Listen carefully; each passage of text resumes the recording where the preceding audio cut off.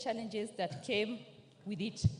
Honorable Speaker, the recent heavier than normal rains that pounded various parts of the country caused flash floods that affected school infrastructure and destroyed roads, thereby rendering some schools inaccessible. In Merti and Sericho sub-counties in Isiolo County, the Wasonyiro broke its banks and caused heavy floods that affected infrastructure in the following schools. 1, Khalifa Abubakar Primary and Junior School. 2, Merti South Muslim Girls Primary School. 3, Merti Muslim Primary and Junior School. 4, Gamachu Primary and Junior School. 5, Mulanda Nur Primary School. 6, Bahari Girls Primary and Junior Secondary School. 7, Bilikinur Mixed Secondary School. 8, Resaboru Primary School. 9, Malkamansa Primary School. And 10, Sericho Primary School. Honorable Speaker, if the effect of flooding in the named schools are not addressed, they will negatively impact on school attendance and cause high dropout rates and poor academic performance. Honorable Speaker, it is against this backdrop that I seek a statement from the chairperson of the Departmental Committee on Education on the following. 1, could the ministry urgently intervene and restore infrastructure in the named schools and other schools affected countrywide, including restoration of access roads, construction of classrooms and latrines, and provision of desks, learning materials, food, sanitary towels, water tanks, and other relevant facilities in order to restore normalcy in affected schools. 2, what long-term measures has the government developed to mitigate effects of floods as a result of climate change to ensure that all school-going children are not disadvantaged again in future? I thank you, Honorable Speaker. Thank you. The Honorable Malulu, this I think is in your docket. Thank you, Speaker. We'll invite the CS next week, Tuesday, if he'll be available, or Thursday, and then thereafter present a report to the House. Thank you. Hope when you invite the PS, you also ensure that the member is duly informed so that she's present during the PS's attendance. And this should not take more than 2 weeks.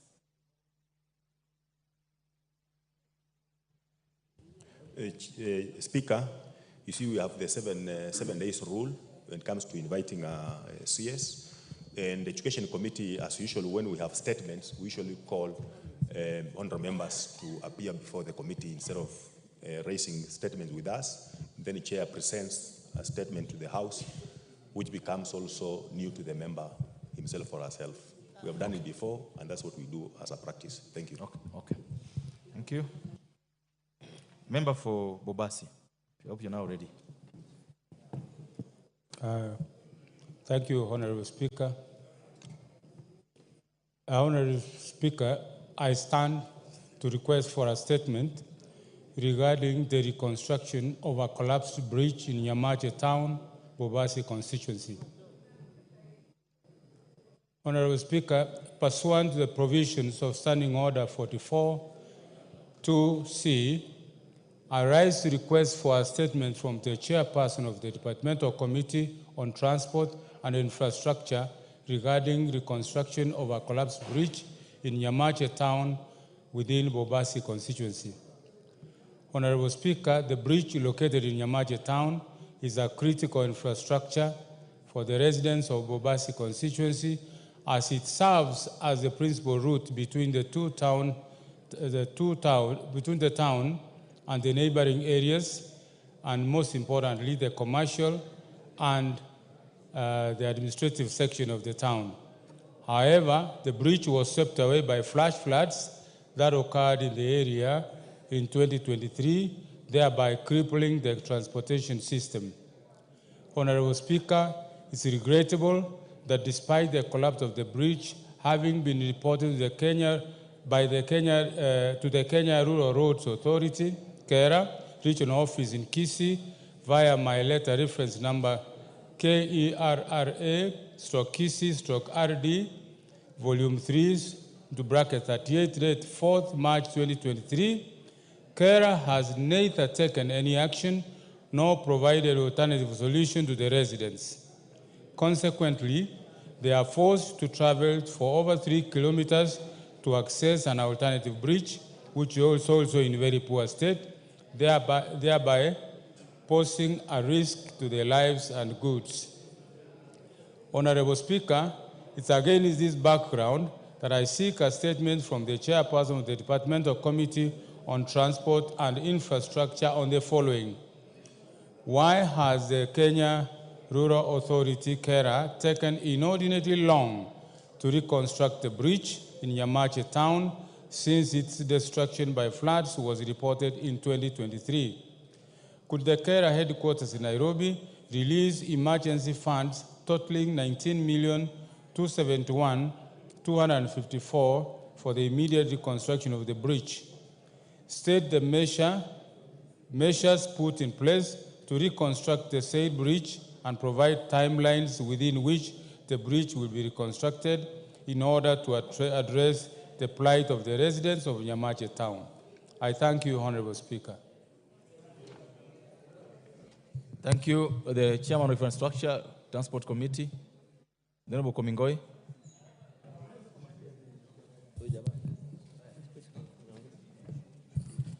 Thank you. Mr. Speaker, you'll give us 2 weeks to be able to get the response from the said agency and report back to the member. You've heard that? He says within 2 weeks, I'm going back to you.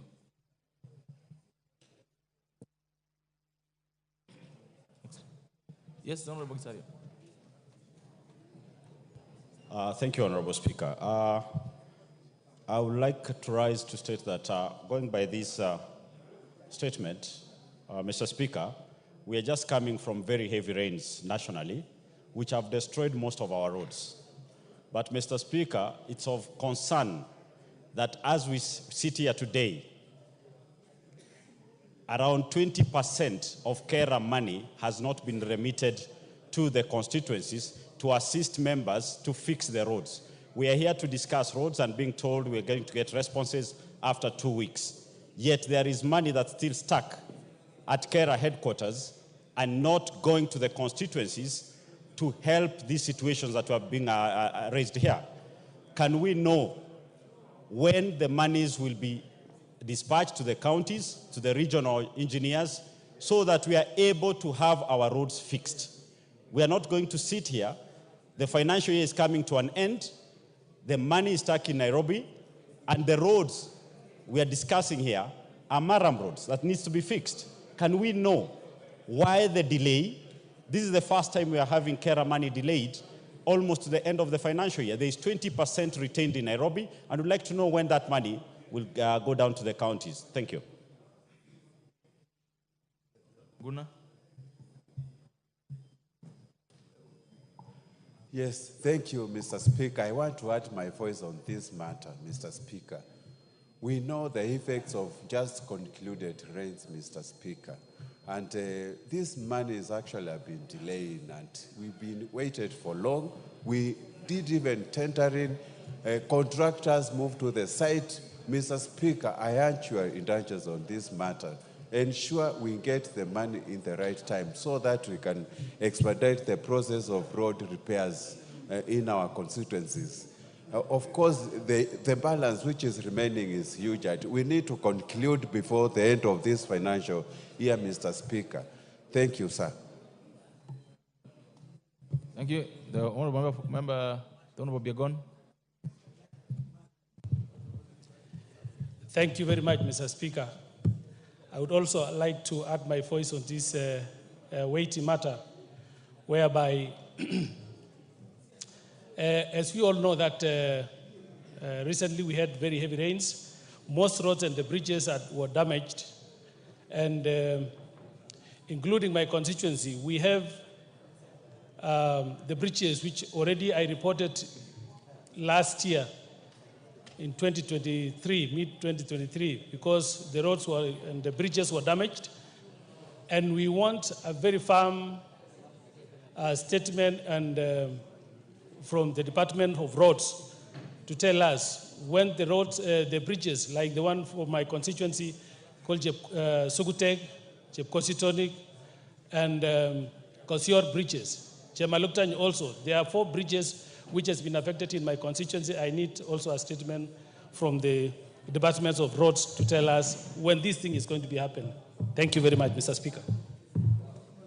Komingoi, today is 12th, is it 11th or 12th of June, so. Yeah, Mr. Speaker, I reckon and I am in the same boat. I think all members in this House reckon the effects of the El Nino and the rains that really damaged our roads. It's not only the Kera roads, including the Kura roads, the urban roads, and also the highways. We met the ministry last week, and they promised to give us an action plan on the damages and especially the bridges, and the bridges that have cut off connections within communities, not only in the countryside, but also in towns. So I think, Mr. Speaker, 2 weeks will be enough for us to be able to comprehensively respond, not only to the specific question of Bobasi, but also to the general question on what action the ministry is going to take and what the committee is pursuing with regard to the road sector in our country. So I think 14 days will be enough. The other Thursday. The Honorable Kumingoi, the member's concern, apart from the Honorable Member for Bobasi's concern, is the money already available and allocated to care under 22%. That is the member's concern. When is it going to the ground? Because 2 weeks is too long. Mr. Speaker, you may be aware that last week there was a statement that had been made by the chair of Transport Committee with regards with the specific question of savings that had been purportedly been held by KERA, and engineers given instructions not to expend that money. That question was disposed of last week, that the regional engineers will have the money. The money had not been taken. They had just been instructed not to expend the funds. But the settlement of that question here in the House is that all regions ought to be having received all monies to all constituencies for the year 23-24 for the purposes of implementation of the KERA roads. That is the 22% and the 10%. The monies that were in contention was the savings out of the contracts issued, which was settled that now the constituency roads committees can be able to plan for the execution of those projects members would have identified to be used on the savings that remained as a result of the contracts that had been initially awarded in the year 2024.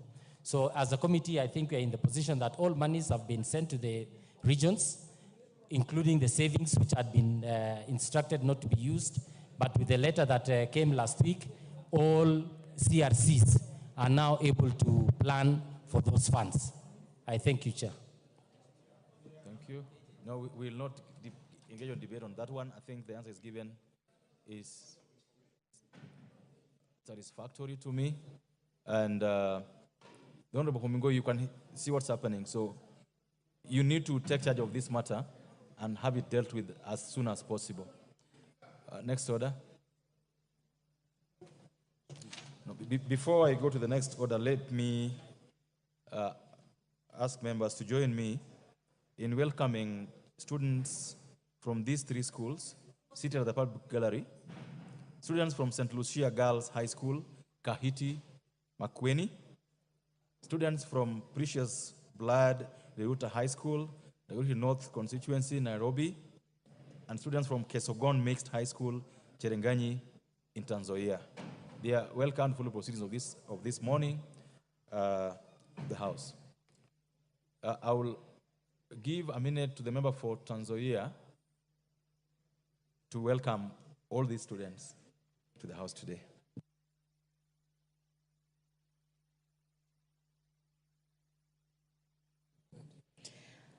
Thank you, Mr. Speaker, for giving me this chance to welcome students from Trans Nzoia County, Kesogon Secondary. I want to welcome you to 13th Parliament.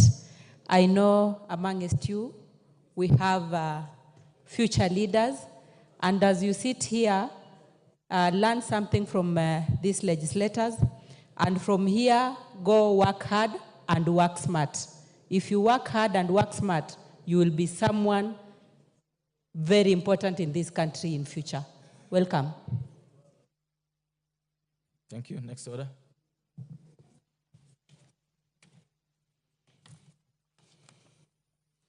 Order number 8, the Salaries and Remuneration Commission Amendment Bill, National Assembly Bill number 21 of 2024, first reading.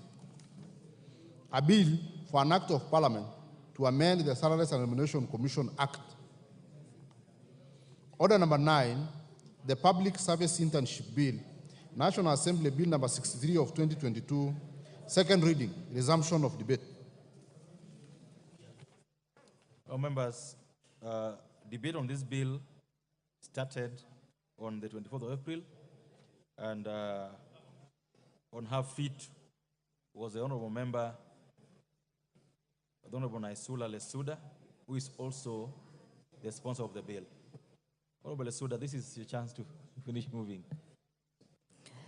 Thank you, Mr. Speaker, for this opportunity to continue moving the Public Service Internship Bill 2022. And Mr. Speaker, I had started by explaining the import of why I had thought of coming up with this bill, Mr. Speaker. And the whole essence of the bill is to establish a legal framework for the regulation of internship programs in the public service, Mr. Speaker. As it is right now, in 2013, there were regulations that were made. Order, order. The Honorable Lesuda will be heard in silence.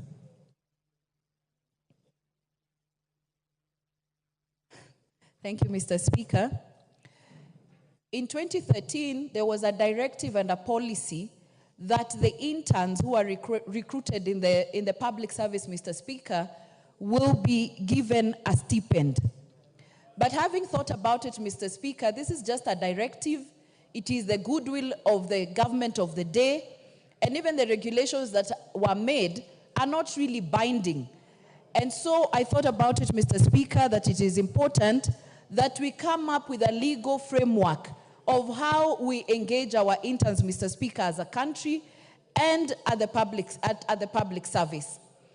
While I was drafting the bill, there were other ideas and suggestions that we also include the private sector, Mr. Speaker, which is actually important.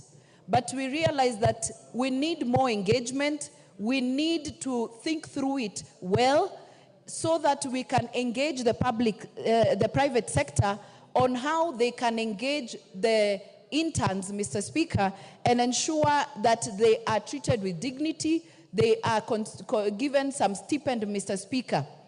We also need to think about it in terms of giving incentives to the private sector so that they can be encouraged, or they can actually consider.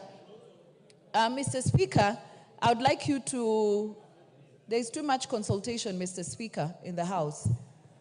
Honorable members, may I request the majority whip help us with lowering down the tone of consultation so that we can listen to the Honorable Lesuda. Well done. Thank you, Mr. Speaker. There were arguments, Mr. Speaker, that if we ask private institutions to give a remuneration to the interns, that they may decide to not give them the opportunities to learn, and they might not be able to engage interns, Mr. Speaker. But that is not the intention. We can look at some of the incentives that we can give to the private sectors so that they can engage interns, and they can also pay them a stipend just as the public service is doing, Mr. Speaker. There are countries that have done it successfully. We have South Africa, which has regulations that operate in the government, that ensures that those who are recruited in the government sector, there is a determination on the internship in the public sector made by the Minister of Public Service and Administration, and one that ensures that the contract does not exceed 12 months, Mr. Speaker, and also the interns do not receive a salary but a monthly allowance. We also have countries like Rwanda, we have countries like Argentina, we have countries which have made legislation to ensure that our interns are dignified when they are working. The bill that I have come up with, Mr. Speaker, also look at issues of mentorship, so that our interns are just not thrown at public service without having proper mentorship, and for them to come out with more skills of their respective programs or their respective what they learned in school, Mr. Speaker. And so the law will look, the act shall apply for the following categories, and these are the people who will be eligible for internship. These are unemployed graduates with appropriate skills who require practical hands-on experience to improve their chances of employment. We also have graduates with professional qualifications who are required by the professional bodies to undertake internship as a precondition for registration, or any person who has successfully completed a course of training under the Technical and Vocational Education and Training Act, Mr. Speaker. Mr. Speaker, the principles that will also help to govern the internship in the public service will be to promote equity and fairness by ensuring inclusivity and accessibility of opportunities to interns from diverse backgrounds, Mr. Speaker. And this is something that as a country we must ensure that when we are giving internship opportunities in the different sectors in government spaces, we ensure that we look at inclusivity so that we make sure that children from all corners of this country are given opportunities to be interns, Mr. Speaker. We should also ensure that there is a transparent and transparent recruitment and selection procedures so that the government entities do not just dish out internship vacancies under the table, but we will ensure that they are advertised, that they are put in the internet, so that those who require internship, Mr. Speaker, will be aware and they will apply. Thirdly, Mr. Speaker, there will be professionalism in ensuring that interns are provided with and acquire the practical experience required for their professional and career development. Mr. Speaker, we have seen very many interns out on social media saying that they're interns in a certain organization, and the work that they're given there, Mr. Speaker, is to be sent as an office messenger to drop things at a certain place. That is the work interns are doing. Others are probably even being told to go and buy tea and mandazi in the office. As a country, we must ensure that our interns are mentored and also given practical experience which they require for their professional and career development, and not just giving them as a requirement for their graduation, Mr. Speaker. The fourth thing is to ensure the efficiency of the internship programs on the basis of cost effectiveness, and that is why we've left it to the relevant cabinet secretary to consider what is practical for them to be paid as a stipend, Mr. Speaker, and also the insurance. Mr. Speaker, also the relevance, fit to purpose, and quality supervision through ensuring provision of appropriate and relevant work experience that is commensurate with the qualifications of an intern, Mr. Speaker. What we are also looking at is that an intern will not come to take up the job of a staff. We also get some interns who are then given so much workload that they do the work of the staff who is there.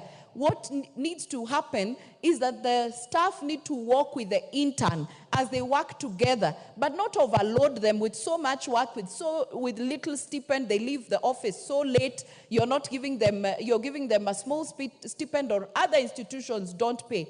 As I shared in this house, Mr. Speaker, when I started moving this bill, when we were interns at KBC, we are the ones who needed to pay 1,000 to get internship, Mr. Speaker. And there are some interns who have come from very needy backgrounds. They have come from probably a different part of the country and don't live in Nairobi. They have to put up with relatives. The relatives have their own struggles at the family level. They don't even have money to give them for fare. So you find that an intern trekking long distances to go to a certain institution to intern, Mr. Speaker, and then not have lunch. You're overworking this intern, Mr. Speaker, and then later they again trek back home. And so this law ensures that we dignify those also who come to intern in our institutions. And lastly is to ensure adherence to government and public agency programs and activities. And this is because there is also what is required or what is expected of the intern once they are recruited at an institution. Mr. Speaker, we know as a country we have so many young people who do not have employment. Actually, our employment level is going up by the day. And we have a huge population of young people who do not have work, Mr. Speaker. And it is important for us as a country to think that even as we wait for vacancies to come up, how do we engage these young people? How do we make them more active? Because many of them are losing hope. Many of them have studied under very difficult circumstances, Mr. Speaker. Just this weekend when I was at home, Mr. Speaker, a lady came to see me and told me I educated she educated the son under very difficult circumstances. And before even she concluded talking to me, she was already breaking down. The son has been at home for 5 years with no form of employment. And I know there are very many cases like those across the country, Mr. Speaker. Others have stayed for 10 years. Others have stayed even for 15 years after graduating. And so giving them an opportunity as interns keeps them busy. It gives them an opportunity to be looking out even for other job opportunities in different places, Mr. Speaker. And we shouldn't discourage the young people. You know, when you always just telling them, go to other skills, go do businesses, while we have not given them the capital to start the businesses, Mr. Speaker. Or even as leaders, and insisting to them that higher level of education is not important, while all our children are doing masters and even doctorates. So it is not important that it is important that we encourage our young people to embrace education, but also give them avenues, Mr. Speaker, of employment, and internship can be one of those avenues that will give them that opportunity. Mr. Speaker, for example, this whole issue of JSS teachers who are recruited under the internship program, it is important that they were given that opportunity even as funds are looked for, because I know there are members who will argue, where will we get the money to recruit all these interns, Mr. Speaker. But it also gives them work experience, and it gives them an opportunity when employment now is available or vacancies are available, Mr. Speaker, the interns should be given a priority. What we have seen with for example, in the teaching profession, we find that there is a ranking system. They have been vetted. They have looked at how many years they've been out. The merit list is out there. Mr. Speaker, it is important that those who have done internship, when vacancies come out of employment, they be given priority. Because some of them have interned for many years and are hoping that if a vacancy is available, they'll be recruited. But some of us, even those who are privileged to get any vacancies somewhere, we are giving them to those who've just graduated, while we have very many people who have been interning, who have been waiting for recruitment, Mr. Speaker, and they get so demoralized and discouraged because they are not given priority during employment, Mr. Speaker. Also, there is a case that was in court about the interns, and the court ruled that there is no legal framework in this country that looks at matters to do with internship, and even one that looks at matters to do with interns, Mr. Speaker. And that is what this bill actually ensures, that as a country we start somewhere. We can always improve it as we implement it. As we go forward, we can always come up with amendments so that we ensure as a country we have a bill that looks at internship at the public service. And even in future, we can encompass the private sector. They can come on board to see how they can also plug in. Mr. Speaker, on the side of the interns will be expected to abide by the rules and regulations of the public service institution that will have recruited them. Secondly, they will be expected to demonstrate commitment and willingness to fully and actively participate in the learning experiences of the internship programs. Mr. Speaker, they'll also be ready to be deployed to any relevant office or workstation within the public service institution where there may be an internship vacancy. Mr. Speaker, the intern, he himself or herself has to make effort to acquire relevant skills in the area of specialization. I would also like to call upon the interns and even those who are given these opportunities, Mr. Speaker, not just to go through them because it is a requirement. Personally, when I was recruited as an intern at KBC, I told myself I will not live there without a job. I will do my work so well that even when my internship is done, those who work there will see that I was valuable there. And that is what I did. I worked so hard. When the journalists were coming in at 6:37, I was always there. So that when another journalist is late, I will be given that slot to go to the field because interns always accompany the journalist. But sometimes if there are no journalists to be sent out, as an intern, I was being sent out. In the evening, instead of leaving at 4 p.m. or 5 p.m., or 3 even, because there's no work and you're just lazing around, I would always stay until the 7 p.m. news has started. And so there can be breaking news at around 6 or 6:30. And when the editor walks into the newsroom, they will always find me there. And then I would be sent for that assignment. And slowly, I got experience, I got to learn, and I would want to tell our interns, even if you're given the slightest job, do it to your perfection. Learn more, ask questions, until when a vacancy appears there, that institution will always remember. Make a mark in any institution that you get your internship so that others can see the value that you add to that institution or organization, and it will open doors for you when the time comes, Mr. Speaker. The interns are also expected to complete assignments given by their mentor or supervisor. They are also required to provide regular feedback to the supervisor on the progress that the intern is making and any challenges thereto with regard to the internship program. They are also expected to observe confidentiality of information and security of tools or requirements that are placed in the possession of the intern in the course of the internship program. Some of them are given laptops, some of them are given cameras, some of them are given anything that you'll be given by that institution to enable you to learn or to work. You should ensure that you safeguard it and return it to the institution.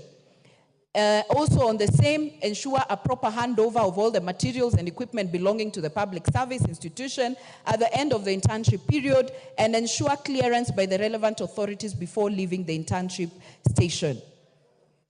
Mr. Speaker, there's something I wanted us to be clear about in the bill, on which Cabinet Secretary will be involved in this matter.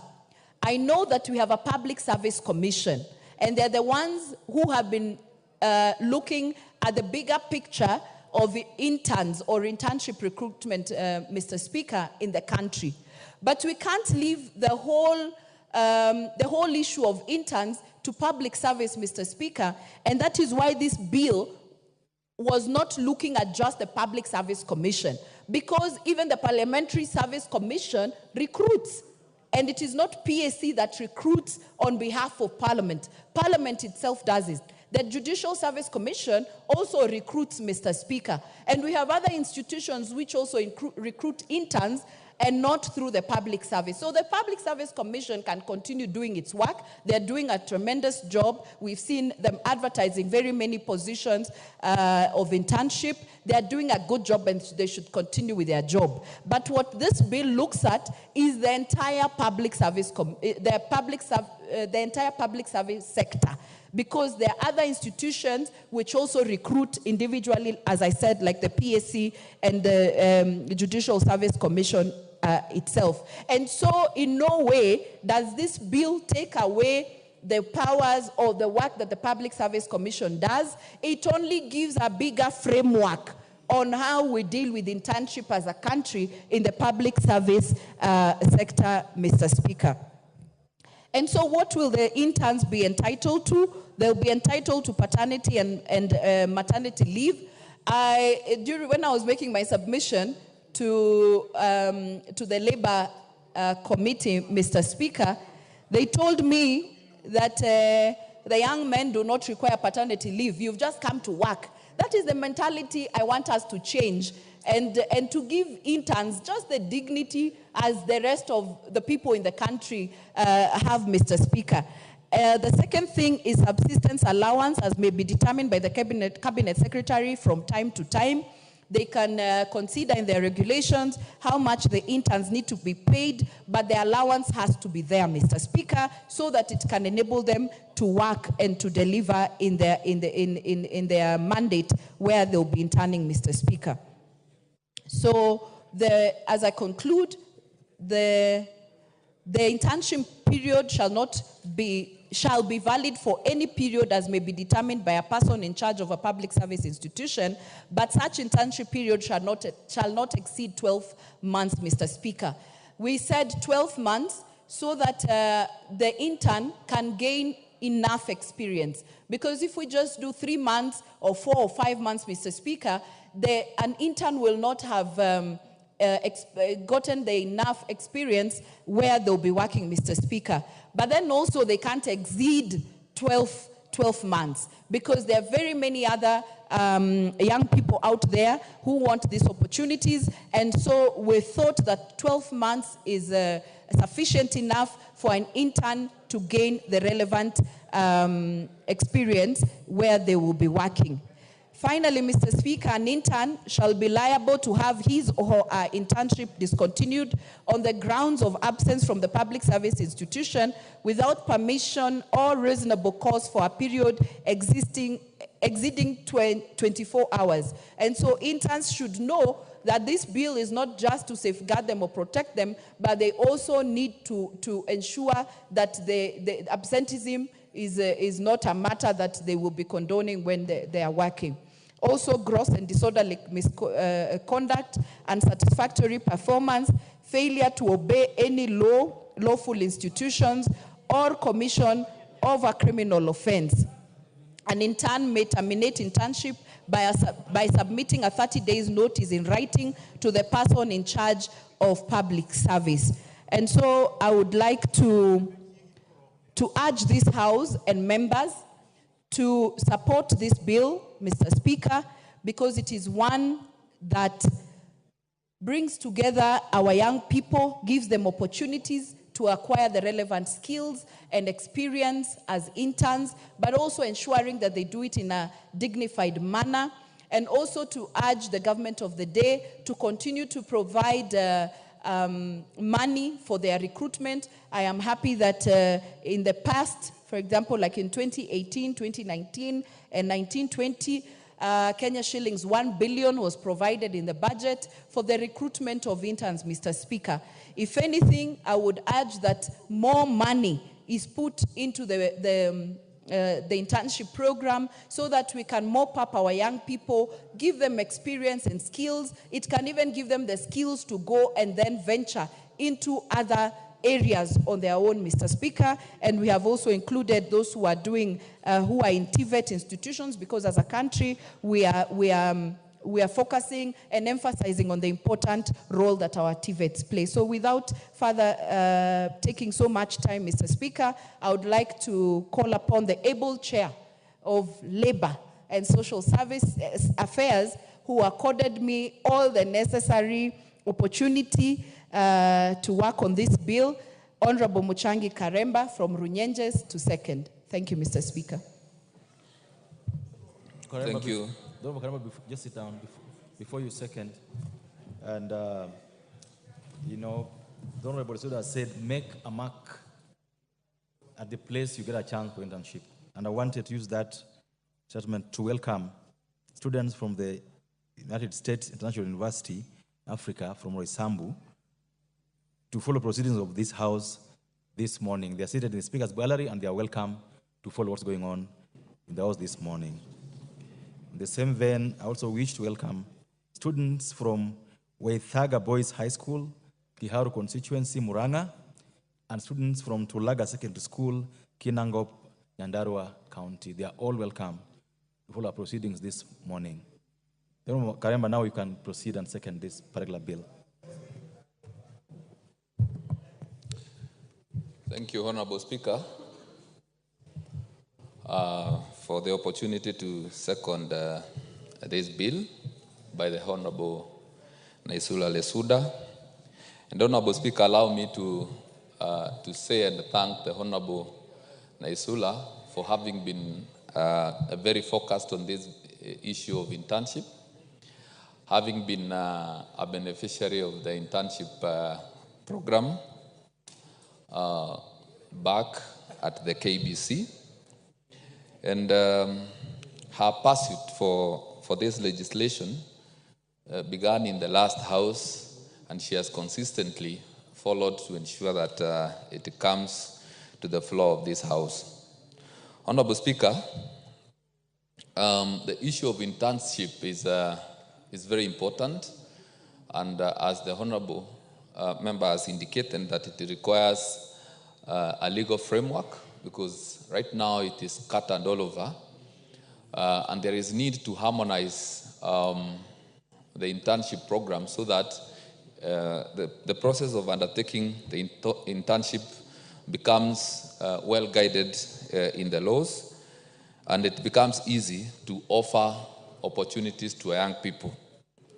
So, Honorable Speaker, the Public Service Internship Bill 2022, which was sponsored by the Honorable Naisula Lesuda, MP, is a bill for an act of parliament to make provision for internship of college and university graduates in the public sector, to provide hands-on training and acquisition of skills by graduates.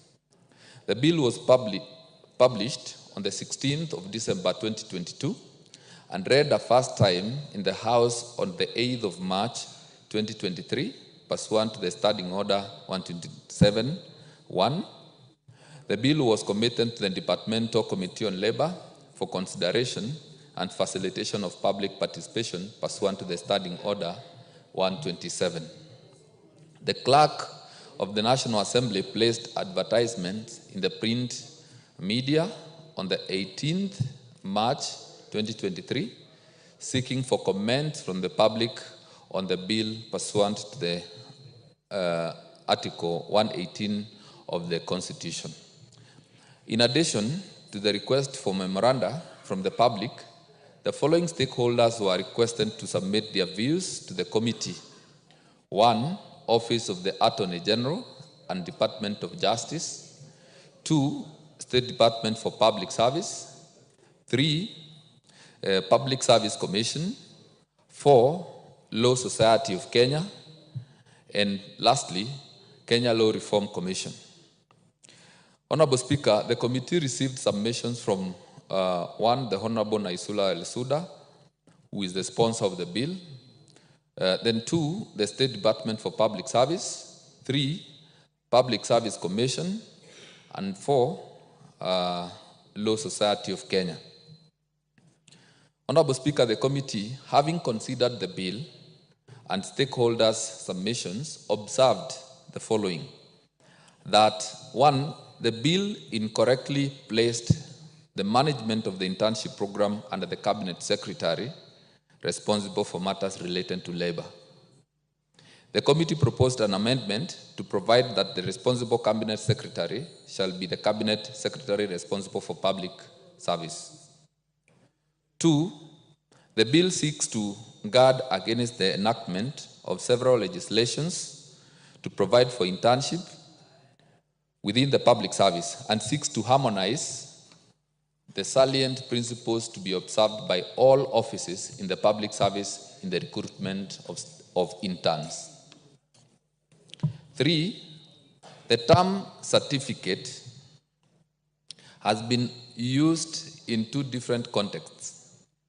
1, to mean the standard minimum qualification for internship, and the second as a certificate issued upon completion of the internship period. Then the 4th issue was there is need to amend clause 5, 1, to provide that the act shall apply to every public office as defined in Article 260 of the Constitution. Then 5, internship is not only aimed at professional registration, but also to acquire necessary skills and experience to enhance employability. And this the Honorable Member has really spoken to. And currently, Honorable Speaker, we have thousands of young people who have been engaged in this internship program. And what is happening across the country is that these young people are being offered a chance to know what happens in these public offices. And it is the surest way of ensuring that our country has sufficient people who are full of energy and who also understand how the job is done in these public offices. Because, Honorable Speaker, every day people are retiring in government, and those vacancies should be filled up by people who possess the necessary skills, but not just the skills, but also the experience that goes with those offices. We have very good success stories, Honorable Speaker, from those people who have been given internship opportunities. And going by what we have seen, if when we enact this law, I am sure more people will benefit, and especially the young people who come from the rural areas, because the opportunities that they've been getting through the Public Service Commission draws membership from across the country. And they are posted to different offices across the ministries. And we have very good reports coming from them and the exposure that they have gotten from these offices, which is going to help them begin life or even become more employable, or rather improve or enhance employability. Any internship period below 6 months may not be adequate for acquisition of relevant experience and skills and inculcating of public service values and ethos. Then 7, the current bill has no provision of the involvement of the private sector, compelling the private sector to take on interns and perhaps employing them permanently would create a financial burden to companies trying to stay afloat, as the number may be unsustainable. However, perhaps with the incentive from government, the companies may take and onboard the interns. Well, we believe that that can also be provided for in subsequent legislation. It does not have to involve this, because the Honorable Naisula dwelled on the public service sector. But we believe even the private sector, Honorable Speaker, if they are given an opportunity and incentives, they can provide chances for young people to get interns. Because, for instance, the number of people who work in the public sector, in the public service, are approximately 1 million. But this country has up to about 20 million people who are employed. So it means we have up to around 18 to 19 million who are employed in the private sector. So it means if the private sector is given incentives, which includes tax rebates, they can be able to accommodate many more young people and give them the necessary skills and experience, and therefore the energy, the skills, and the knowledge in these young people can be properly utilized, other than the congestion that comes with the opportunities that are available in the public sector. Then one of the other observations, Honorable Speaker, we made was that the bill will cure the mischief of exploitation of professionals like teachers, doctors, lawyers, who currently are taken on as unpaid interns in the private sector to gain experience, yet are struggling to repay the loans taken during their schooling. Honorable Speaker, there is a lot of exploitation. And we are discussing this bill at a time when Teacher Service Commission has terminated services of up to 700 JSS teachers. And it is very unfortunate for Teacher Service Commission to do that to young people who are just trying to speak out and say about how unfair it is for them not to be absorbed in the Teacher Service, with the Teacher Service Commission. Honorable Speaker, when the intern doctors went on strike, they stayed away from work for over 50 days. And they were claiming for as high, or rather, they were claiming for an amount as high as 206,000. They were never fired. They were never interdicted. They remained employees. But JSS teachers who have been earning 17,000 shillings per month, when they speak out, TSC interdicts them. They have show cause letters right now as we speak. And I believe it is the time this Honorable House calls the CS for Education and the Teacher Service Commission to appear before this House and to explain as the reasons as to why they have to be very unfair to these young people who are just trying to speak out and fight for what rightfully belongs to them. So I believe this proposed legislation by the Honorable Naisula is going now to cure that, because it will provide for how much these interns should earn. You can imagine those of us who are in Kenyatta University, and several of us have been mentioned here. I don't want to repeat because you all know us. Yeah, I am told the deputy majority leader was in KU, but I never saw him. I never saw him there. Maybe he was there. You were too young to have seen him. You were too young to have seen him. Don't throw those stones. Go ahead. Yeah, those of us who are in KU, we were there. All of us were there. And yes, I can see another honorable members who was in KU. The doctors, yes, the doctors were there. The lawyers were there. The teachers were there. Yeah. We were sharing the same hostels. So when the doctors graduated, they go to an hospital, they are paid 206,000. But another teacher, yeah, whom you are sharing a hostel with, goes to a school, is given an internship, and is paid 17,000. It is unfair. So this bill, I believe, will cure those challenges, and it will provide for fairness in the area of internship.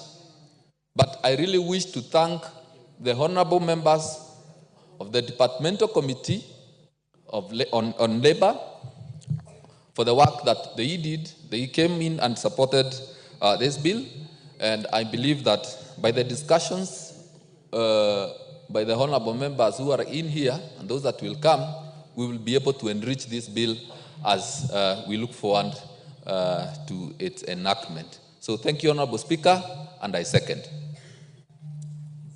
Thank you. Honorable members, I now do propose that the Public Service Internship Bill, National Assembly Bill number 63 of 2022, be now read a second time.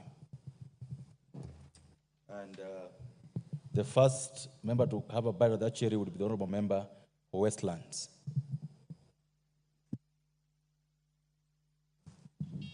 Thank you, Chair. Honorable Speaker, for giving me a chance to contribute to this very important bill. I want to thank the Honorable Leisuta for bringing it. Honorable Speaker, this has been a government policy and was under the Public Service Commission that they take on interns and post them to various government agencies. But it was not something that was properly regulated or governed by a legal framework. And this, capturing it in a bill, Mr. Speaker, it will give now the Public Service Commission to structure how they will use these interns. Interns, Mr. Speaker, are people who have qualified. They have trained, they have even graduated. It's only that they have not been placed in the market. They have not gotten jobs. But when they are placed in various government agencies and even in the private sector, they attain experience and they learn on the job. And even when the recruitment comes, these are the people who will be given the first priority. And I believe if properly done, Mr. Speaker, it will absorb many of our young people who are graduating from various levels of colleges, universities, and lower kata colleges, so that, Mr. Speaker, they find something to do and it can expose them to many other things. And I also even propose that when interns are taken, the way we do it even in the legal circle, that you can do pupillage in one law firm, but you can also look at other opportunities, including going to the judiciary and everywhere, so that you have a wide spectrum of learning and understanding things. And then, Mr. Speaker, also the bill provides for remuneration. We realize that we have been seeing the doctors, when they were on strike, Mr. Speaker, they were talking about payment of the interns, how much they should be paid. For me, once they have taken this and given it a legal framework, there should be money appropriated for this program, so that these interns, when they are placed somewhere, they should be given some stipend that will keep them going. And also the program should last for a sufficient time so that these people can learn. And every time people coming from the college, they find a way to go out and learn, Mr. Speaker. And I just feel that this is a very good bill, that we should all of us support it. And also look at the way the TSA has treated the teachers. Mr. Speaker, these people were agitating for their rights. They have been nothing, Mr. Speaker, to give them, security of their job. So when they come out and express themselves, they are facing frustrations. JSS, Mr. Speaker, it's a teething problem and that we need to address. But you cannot come up with a punitive, measure that you now dismiss them, and without even giving them an opportunity to be heard. Because if people go to the street, it means there's something wrong. And when we have something that now will protect these people, the law that is in place now, it will, Mr. Speaker, bring, I think, order in that in the market, and people will be, our students and the young people will be given an opportunity, Mr. Speaker, to express themselves. Mr. Speaker, Kenya trains a lot of many skilled people, and then we export them abroad. This program that the government is having, that they are looking for opportunities abroad to absorb our young people, it is a defeatist program, Mr. Speaker, because why should we train people and give them away? We should train them and retain them so that we can now expand, Mr. Speaker, our economy, and so that, because the government is in power, when the government is in power, they should come up with policies that will generate and create wealth and expand the economy that can absorb all Kenyans who are coming out of colleges. We should not have this brain drain, that our people are trained and then they are going to be used by somebody else. The government is losing on that because we have invested so heavily in our education, and then we allow them to go.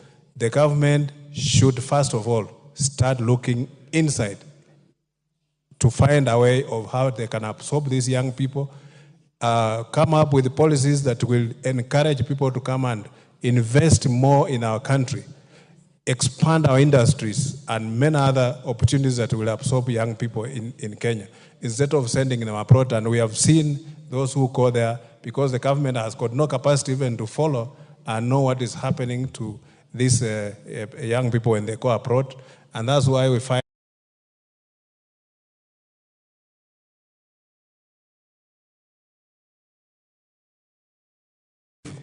these, we can find homegrown solutions. And homegrown solution, Mr. Speaker, will be cured by this legislation that Honorable Lesuta has brought. Mr. Speaker, I want to support and urge all members who will contribute this bill that we should pass it and make sure that it will go a long way to address the issues that are, Mr. Speaker, have been there, but previously it was just a policy, but if we put it now in a legal framework, it will give now more a structured way of engagement. Thank you, Mr. Speaker. Thank you. The member for Kitui South. Thank you very much, Honorable Speaker, for giving me this chance also to support this important bill, Public Service Internship Bill 2022, sponsored by the Honorable Naisula. Honorable Speaker, I would like to thank the Honorable Naisula for taking up this. And I sat here, Honorable Speaker, listening to the Honorable Naisula as she was moving this motion, and she took the students who are likely to be going through internship, or those who are going through internship now, and those who will go through internship in the near future through her journey at KBC. And this is very important information that they must take, that when you get that internship, make sure you work so hard, make sure that you are felt, make sure that they feel your presence when the 12 months are over so that they can call you back. Honorable Speaker, having looked at this bill, I realize that it is a very important bill that in essence is going to give provisions for internships for our students in colleges and universities. And I would also like to suggest that we also think of our TTIs, where we are getting many graduates who can be absorbed by the labor market on technical skills. Honorable Speaker, there are many times that when our students, our graduates are looking for jobs and they are told that they do not have enough experience, this internship program is going to give them an opportunity so that they are able to get the required skills and the required experiences such that it is easier for them to be employed. Honorable Speaker, in this bill, the bill raises a matter of the stipend that is supposed to be paid to these students. Mr. Speaker, this is a matter that needs to be looked at because the stipend that the students get should be able to sustain them, give them the transport to work, give them a place to sleep, and also give them a possibility of being able to stay within the working environment. So as the proposal of this bill suggests, that it is important to put more money in it so that we can enhance the stipends. Honorable Speaker, I've seen that this bill also talks about the responsibilities of both the institution that is taking the student and the interns themselves. And in these roles and responsibilities, I support it because it is talking about establishing a committee that is going to look at, to ensure that an announcement is made. Most of the times as members of parliament, we are getting so many SMSs and messages and letters from students who would like to be placed. And Honorable Speaker, what I do is that I just pick all of them, come up with a table, write their names, their skills, and the possible institution that I think they would go to and push it to the Public Service Commission. And I think this is not a good way of doing it. So having this bill means that we are going to have a proper place where the students will be placed. When they get to the institution, then they have a committee that will induct them and make sure that they are told their responsibilities within that institution and the do's and don'ts. And I believe that this is something that they will be able to use whether they are hired in that institution or not. Honorable Speaker, I've seen that it also stipulates very clear responsibilities of the interns themselves. That when an intern gets into an institution, they must know that this is a working place, and as much as they are young, they are able to be told what is it that they can do there, what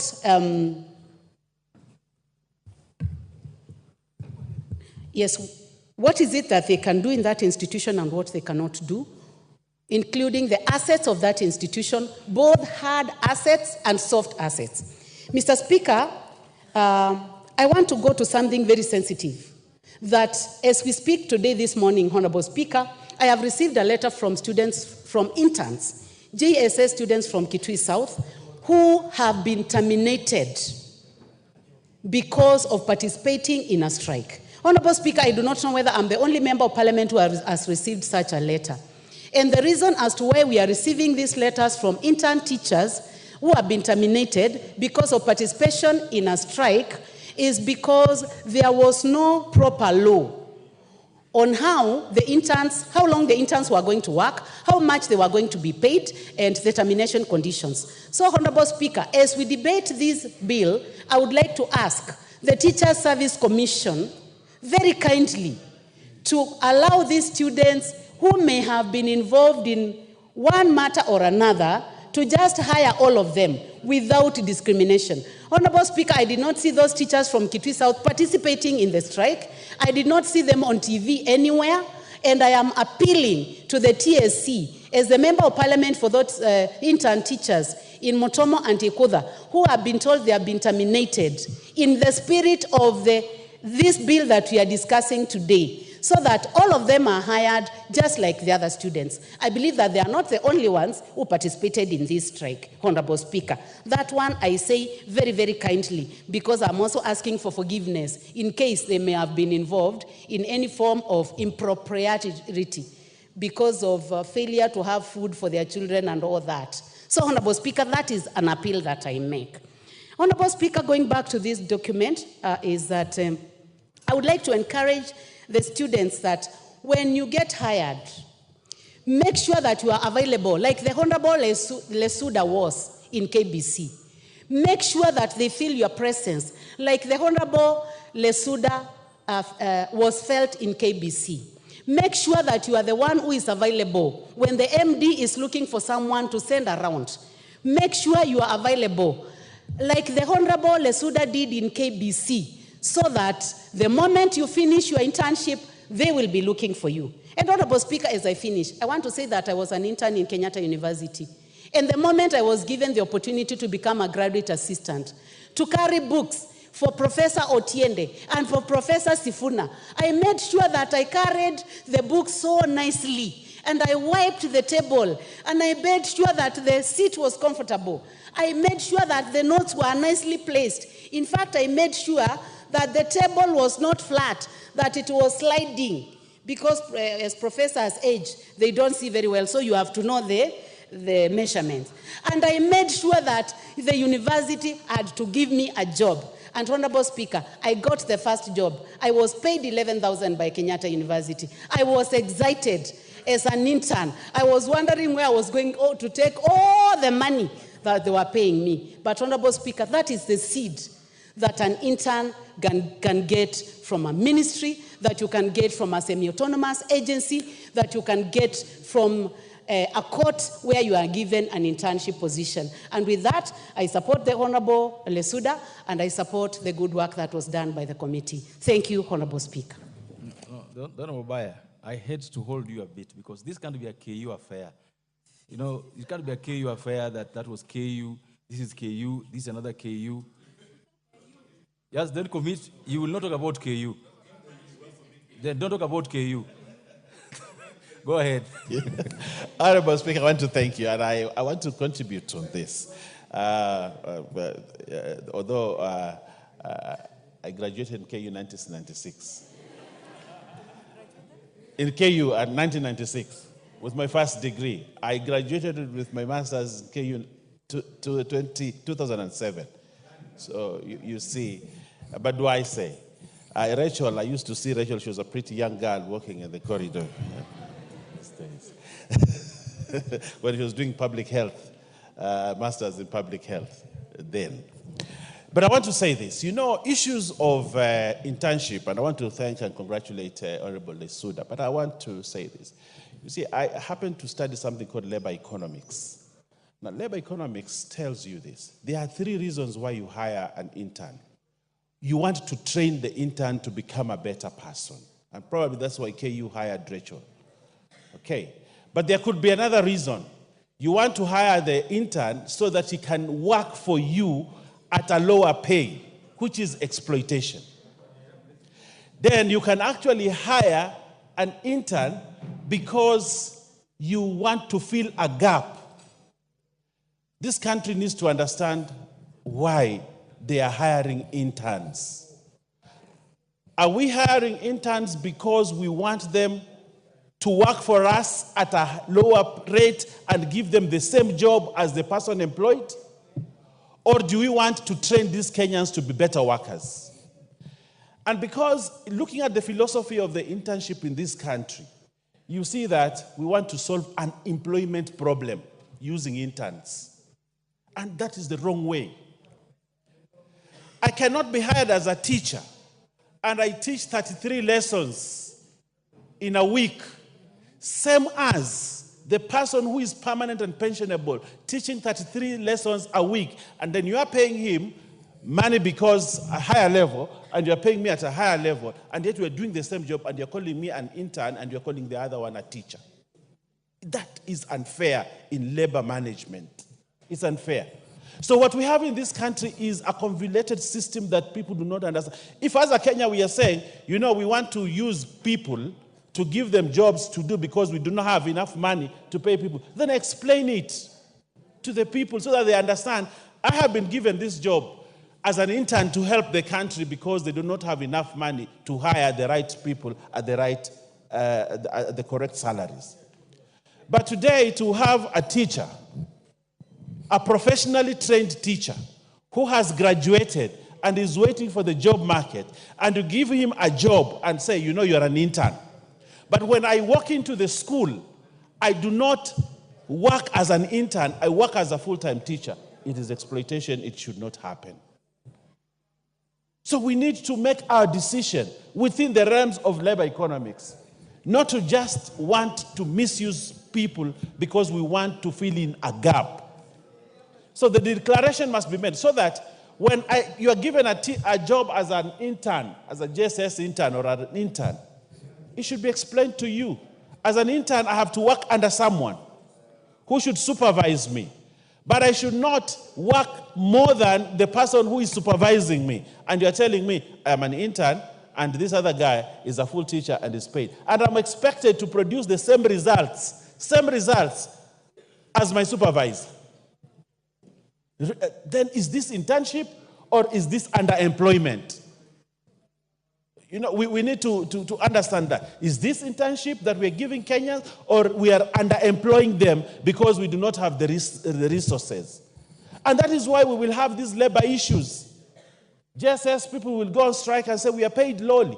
But at what time did people start deciding how much money they'll be paid as interns?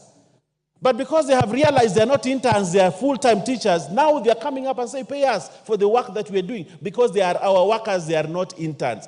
Honorable Speaker, we need to have economists in Treasury who do their work.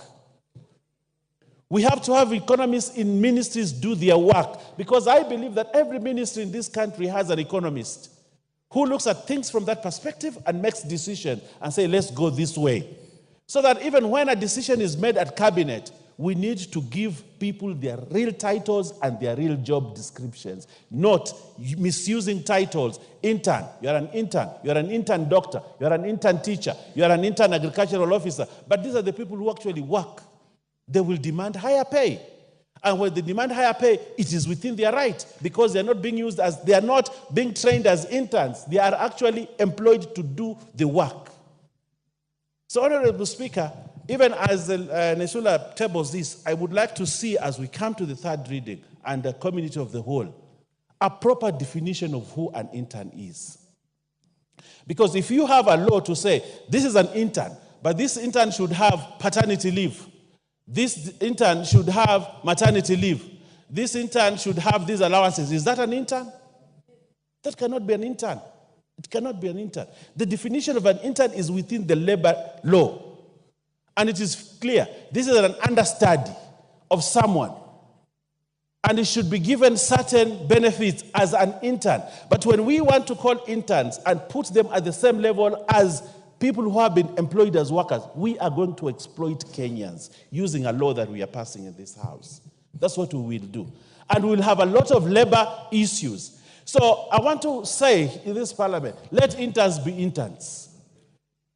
And when you do not use interns to do the job for which the supervisor is supposed to do.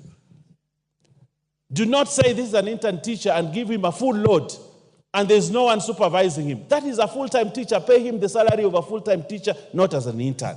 And if as a country we cannot manage to do that, then let's call an intern because he's doing the job of an intern, and let's call this is a full-time person on the job because he's a full-time person. So, well, I support you, this law, we need to relook at it within, I believe that when Naisula went to KBC, she went there as an intern. She didn't go there to do a full-time job of someone. And she was helped to grow, and she grew to be the lady that we know because she was an intern and she was helped through the steps. And she was not given a full load. She was properly supervised, properly trained, properly handheld, and she get to the level that she is, and that's where she is. But to transform interns or trying to create jobs by telling these people, you are interns now, you are working. I know at what level an intern should be an intern and when that intern should graduate to be a full-time worker. So let's spare young people. Let's spare young people. Rachel was an intern. When you're given a job at KU as what are they called, tutor, graduate assistant. Yes, you cannot be paid, you cannot do the same job of a professor. She was a graduate assistant. She knew she used to carry books. She used to wipe tables. She used to ensure notes are done. She used to come to the lecture room and sit there and listen to the professor. Because she was a graduate assistant, she was an intern, a properly done intern program. And she graduated to what she is. But these interns that we are saying they are interns, what are they doing? They're not being trained. They're just being used to do work. So let's look at this policy carefully so that we do the right thing for this country. We do not burn out young people by giving them full load of work, and yet we are saying they are interns. I thank you, Honorable Speaker. Very well said, but let's give them maternity leave if they become pregnant. Let's not deny them that. This chance will now go to the Secretary General of the Civil Servants Union, the Honorable Member for Nyatike, Honorable Odege.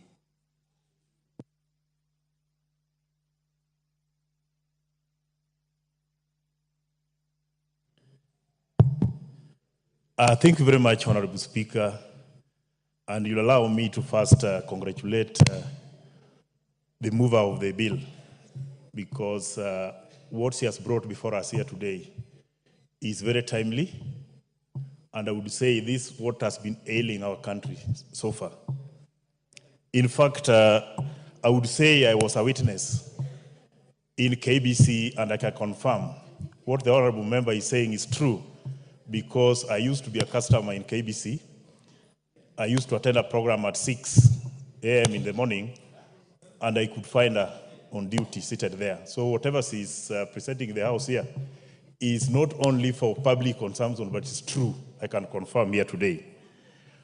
The issue of internship in the public service, let us not confuse the issue of internship with the issue of pay. It will make us lose the good idea which has been brought before us by the Honorable Member. First, when we talk about internship, I would suggest that this House would support what has been tabled before us here, and even if possible, we make it mandatory for all professionals from our colleges and universities to undergo mandatory internship in the public service. Some of us who had an opportunity to work in the public service, I can authoritatively say here in this house today that when you meet somebody who has grown in the public service and you meet them together with somebody from the private sector, you'll see the difference. The real training in this country is gotten in the public service. So if we deny our young professionals an opportunity to access training in the public service, we are killing this nation. You'll agree with me that all of us who underwent school program, when you are employed, you'll realize you learn again on the job. You don't come from college or school when you are a fully trained professional. The professionalism you'll get when you get an opportunity to sit on the job and be trained on that job. So if we deny our youth an opportunity to get this from the public service, we are killing this nation and we are denying our youth an opportunity to be better professionals.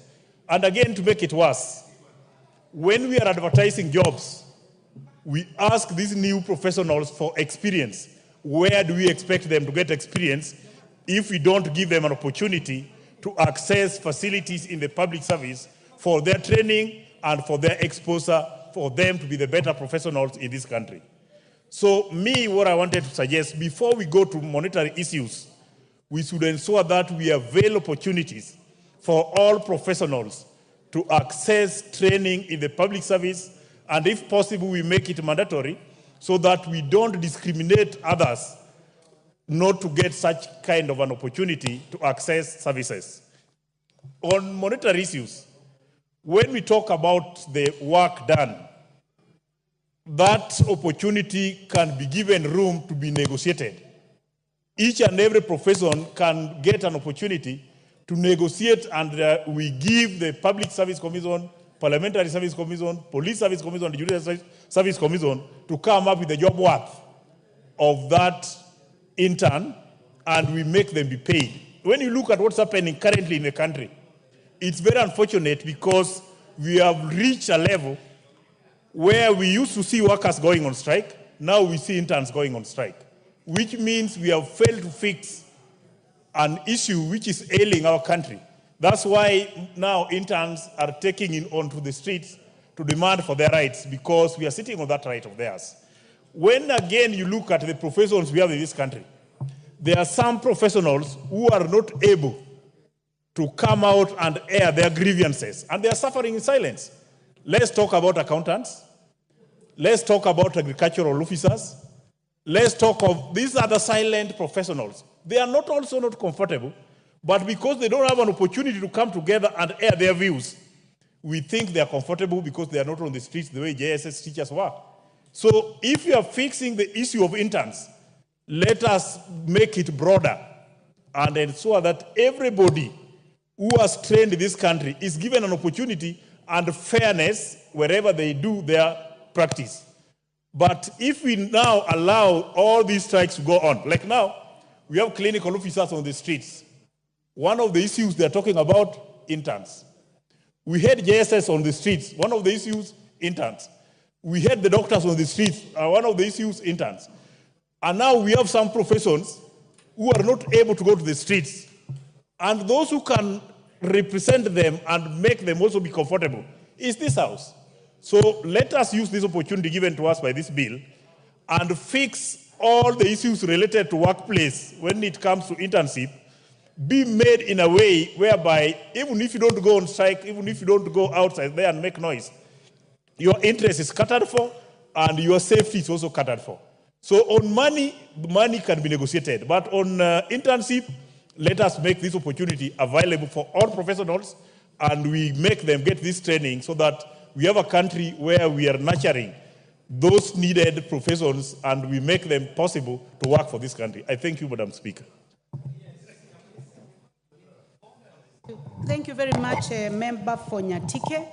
Honorable members seated in the public gallery this morning, we have students from Kisayani Secondary School, Motomo Sub-County in Kitui South constituency. So those are students from my constituency. I would like to welcome them. Mwonge Junior School, Chuka Igamba Ngombe, Tharaka-Nithi County. And Brayton International School from Mavoko constituency in Machakos County.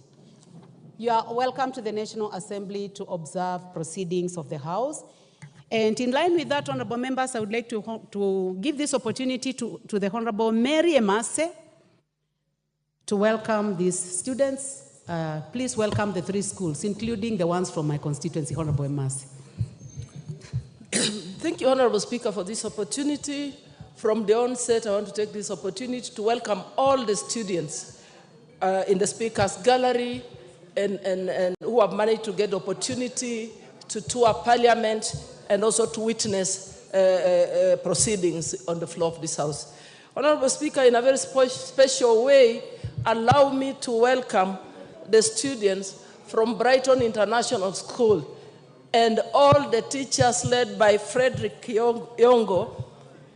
It is one of the best schools we have in Machakos County, that is Mavoko, and I have not seen my MP here. I would have given him an opportunity to.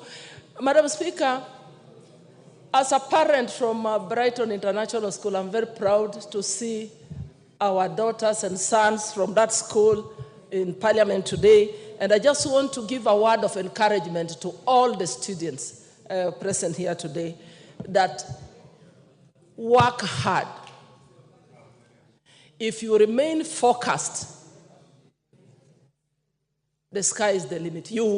All of you will achieve your dreams. At one time in our lives, we were smartly dressed like you are today. Some of us did not get an opportunity to visit Parliament. So you can be a doctor if you want to be a doctor. You can be a legislator and be on this floor sometime in future legislating for this nation. You can be an engineer, but you need to work hard because there's no shortcut to success. Thank you, Honorable Speaker. And if you allow me to add my voice to the bill on... You'll do it at a later time. Thank you, Madam You're Speaker. most welcome. The Honorable Beatrice Lachi. Thank you, Madam Speaker. Madam Speaker, I also rise to support this bill and to really appreciate the Honorable Naisula for really coming in at the right time, at a time when I know the country is wondering with all our young people who we've seen from the streets, starting from the doctors, then we came to the teachers of JSS. Very sad, because when you start a program in a country like CBC, and then you have those who are supposed to bring the foundation, and they are the ones on the streets, then as a country you have to question yourself. You have to ask, what is the real issue? But having said that, Madam Speaker, I also want to just look at the memorandum of objects of this bill and to appreciate that when you look at it, I think we've borrowed so much in Article 10 of the Constitution, the national principles. And we are talking, when we talk of interns in the country, we're talking of fairness, equity, because it's just within that we are hoping you have a framework that will ensure every child in this country is able to work within government. Madam Speaker, when I worked in government just a few years ago, and I worked in public service, and the most unfortunate thing, as we see as rumbling, is that I know within the public service, many people are about to retire. And yet we did not take so much this thing of internship to ensure you can be able to train now your young people to come in and take over what they are supposed to do for the country. And so you find in some of the sectors and dockets within public service, Madam Speaker, roughly 38 senior officers. I think they have now left, Madam Speaker, and you can imagine now young people are supposed to take over. Who have mentored them? How do they take over? And that's why you find yourself with a public service that sometimes you feel very disappointed. Why is it that we don't have? Yet we have the best, Madam Speaker, in terms of skills, in terms of people who can do the best for the country. We have them in public service. And so, Madam Speaker, I want to just say this, as I support this, that one of the things that the Honorable Naisula is bringing in, which we have to really help our young people to understand the objectives of this act. That one, it preserves human dignity as set out under Article 19 of the Constitution. It enhances youth development and employability by creating clear linkages between your education, your training, and work. I was an intern for Professor Wanjiko Kabera, and I remember we were with Daisy. And at that time, we were interns in a program that was there for civic education. And I remember the way Prof mentored us, yes, in a very tough way. And I want to tell young people, there is no internship that will be simple. There is no internship on a silver platter. Then you won't get employed. And also, always remember in the laws of employment that there is probation. So even our interns of JSS, I don't know whether they understand, there is probation for 6 months. And the employer has a right to employ or not to employ. You see, sometimes we are talking here and we put in politics, and we forget these are people who are going to mentor and to teach the next future leaders of the country. And so we have to be very clear as leaders, as parents, that you cannot. You are on probation. Go and read your letter of intern. What did you agree with the employer? So when the time comes, do not use it in a political way. Remember, you are not in a mob when you are being employed. You are employed you as an individual person. You came alone to ask for that interview, and you were employed alone. So let us not also make it very political until we destroy the whole structure, because this is a new foundation for our children and for the future of Kenya. And the other thing the Honorable Lesuda brings in for them to understand is ensure a well-structured and coordinated internship program. I agree with Honorable Mbaya. Where we are going wrong is when you decide an intern who is supposed to do 25% of the job is now doing 100%. That is where we have gone wrong with this structure of teachers. And now they believe they have worked as teachers. And I won't be ashamed to talk about it. I went to my school speaker, and I won't say the name. I met my young interns and the teachers, even the teachers who have been there for a while. And when I looked at the staff room, I felt like crying. Because this is your staff room. You cannot tell me you have just finished your tea and everything is on the table, all the eggs are just there, and you are seated. You are the teacher. What will the student then do? So I just want to say it has to come. It starts with your ethical. It starts with your moral. Then it goes now for you to become the teacher. But I want to also now alert teachers. We are on a digital platform. And I went to Mombasa in a school. A teacher is in one class, 3 classrooms are using a digital platform, they are with their teacher. So awaken yourself. They will reach a point, because of technology, we don't want to see our students crying every day, there's no TSC teacher. We shall improvise and find a way of teaching children, and you'll be the losers. So I want to say, Madam Speaker, for me, I believe if I never went to school, if I never found my teacher, Machete, my English teacher, today I wouldn't be who I am today. So a teacher, my lecturer, today, I am proud when I meet them. But when I look at our children, I wonder whether they will even embrace their own teacher. And I also want to tell the teachers, I have my girl who comes and says, Miss said. I say, what is Miss?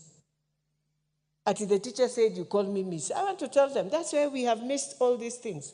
Because the student now realizes, you're just a Miss. So that value we had in terms of a foundation of who brings me to be who I am today is sort of eroding, and we are just now going back, and we will have to have challenges of how we serve our own people.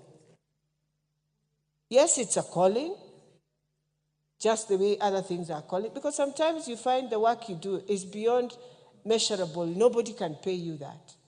But if you can mold a child and bring it to us in Bunge and we become who we are today, then I believe they are there, and we must be proud of them and we must celebrate them. But these interns of ours must understand there is a role you play. You know, everywhere you're employed, 6 months probation, you can be removed. And even if you go to court, the courts will understand that that's how it works. Number two, nowadays we have the law in public service. Always remember, before you run to court, you are told use the mechanisms that are there, that have been put in place to deal with. And when you're an intern, you have your letter, you have what you have agreed, you have signed on it, Madam Speaker. They must understand. As I finalize, Madam Speaker, I just want to tell Honorable Naisula what you have done for the country today, and I'm hoping that many, and I'm hoping public service will also come in to see whether there are a few things they will want us to add in. They have to come and meet Honorable Naisula so that we package it properly in our third read, in our whole committee of the whole, to make sure that indeed that intern can get productivity, that intern is supposed to increase self-awareness, that intern is supposed to understand motivation needs, that intern must learn to excel in ambiguity. With those few remarks, Madam Speaker, I beg to support. Thank you very much. Honorable members, as you may be aware, we did not put a time limit for this bill. So it's 10 minutes. If you choose to speak for 5 minutes, then all of you on the screen will be able to speak.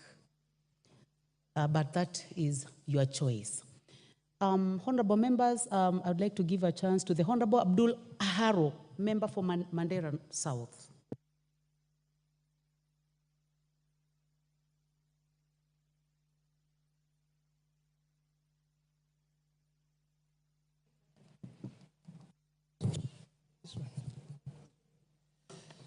Thank you, Honorable Speaker, for giving me this opportunity to make my contribution on this very important bill. From the onset, I must say that I support this bill, the Public Service Internship Bill, by Honorable Naisula Lesuda of Samburu West. This bill is timely and most welcome. Honorable Speaker, I'll start by saying that Article 55 of the Constitution provides that the state shall take measures including affirmative action, programs to ensure that youth have access to service such as education, training, and employment, and also have opportunities to participate in socio-economic spheres. Honorable Speaker, Kenya currently does not have a robust law on internship.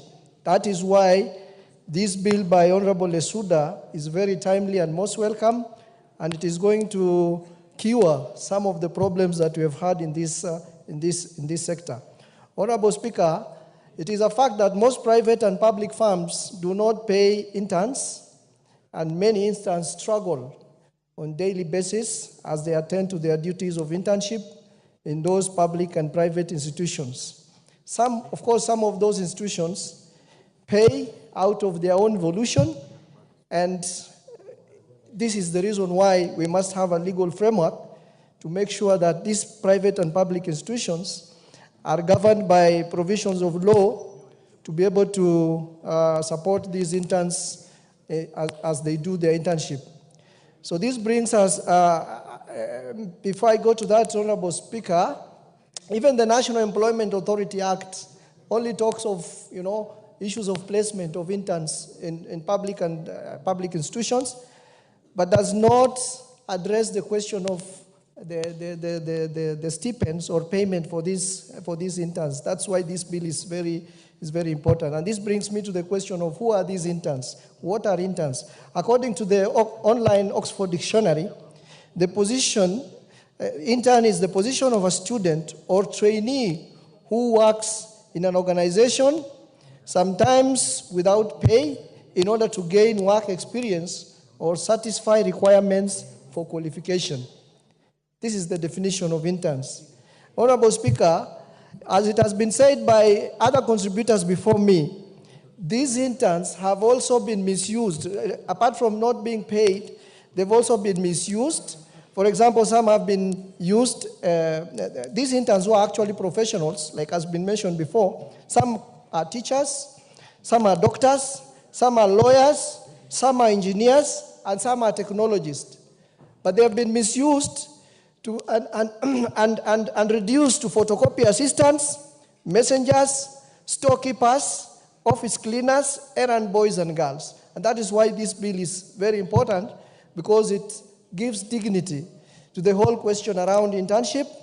The bill addresses the question of the welfare of the interns, the matter around monthly pay, the questions around sick leave, especially in Article 10, Section 10 and Section 11.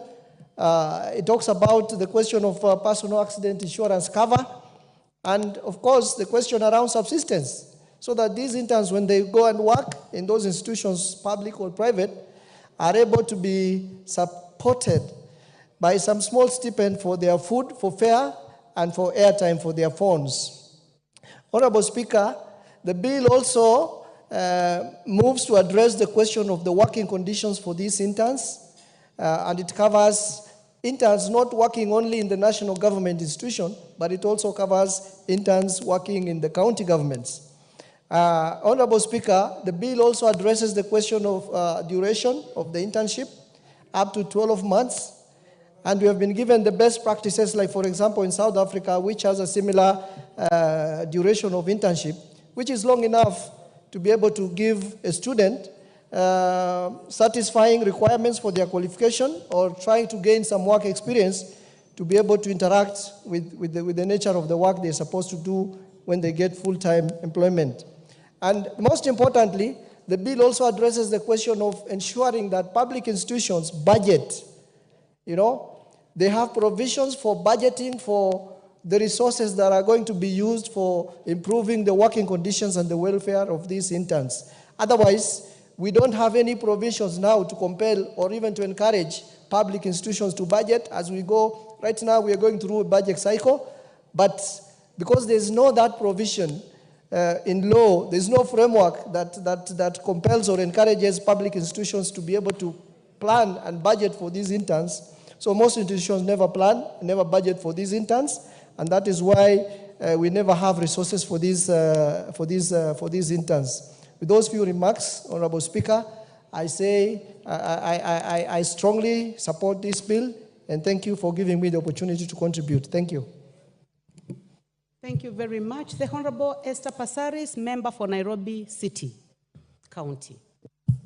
Thank you, Madam Speaker. Madam Speaker, I stand to support my colleague, Honorable Naisula, for bringing this Public Service Internship Bill, Bill number 63 of 2022, and the Committee of Labor for their work into making sure it comes to this stage.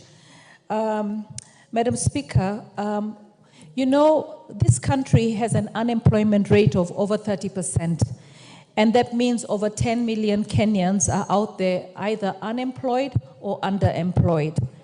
Without the structures that we need to have on internships, and without the legal laws to support it, we will end up having a lot of underemployed citizens. And underemployed citizens will not be able to actually effectively look after their families. When we come up with a bill such as this, we're putting legal frameworks, we're making sure that the monthly stipend is actually decent enough for them to be able to sustain their families. We're making sure that the programs that you have within the various public institutions are well tailored to make sure that if there's going to be an absorption of these interns, that they are going to be able to do the work that they're doing. I know that the Teacher Service Commission has an internship program of 2 years where they guarantee absorption of everyone. And I think it's important, you know, when I heard Honorable Elachi speak, she mentioned that you're employed as an individual. You know, I think as a country, we have two areas that really have done us good, but they're also our undoing. One of the areas is that we go and rush to court with everything. And so we actually paralyze counties and governments from performing duties. And then in the end, people ask, where are the services? It's because they've been derailed. I remember having a conversation with Governor Sakaja of Nairobi and asking, what are we going to do about the garbage collection?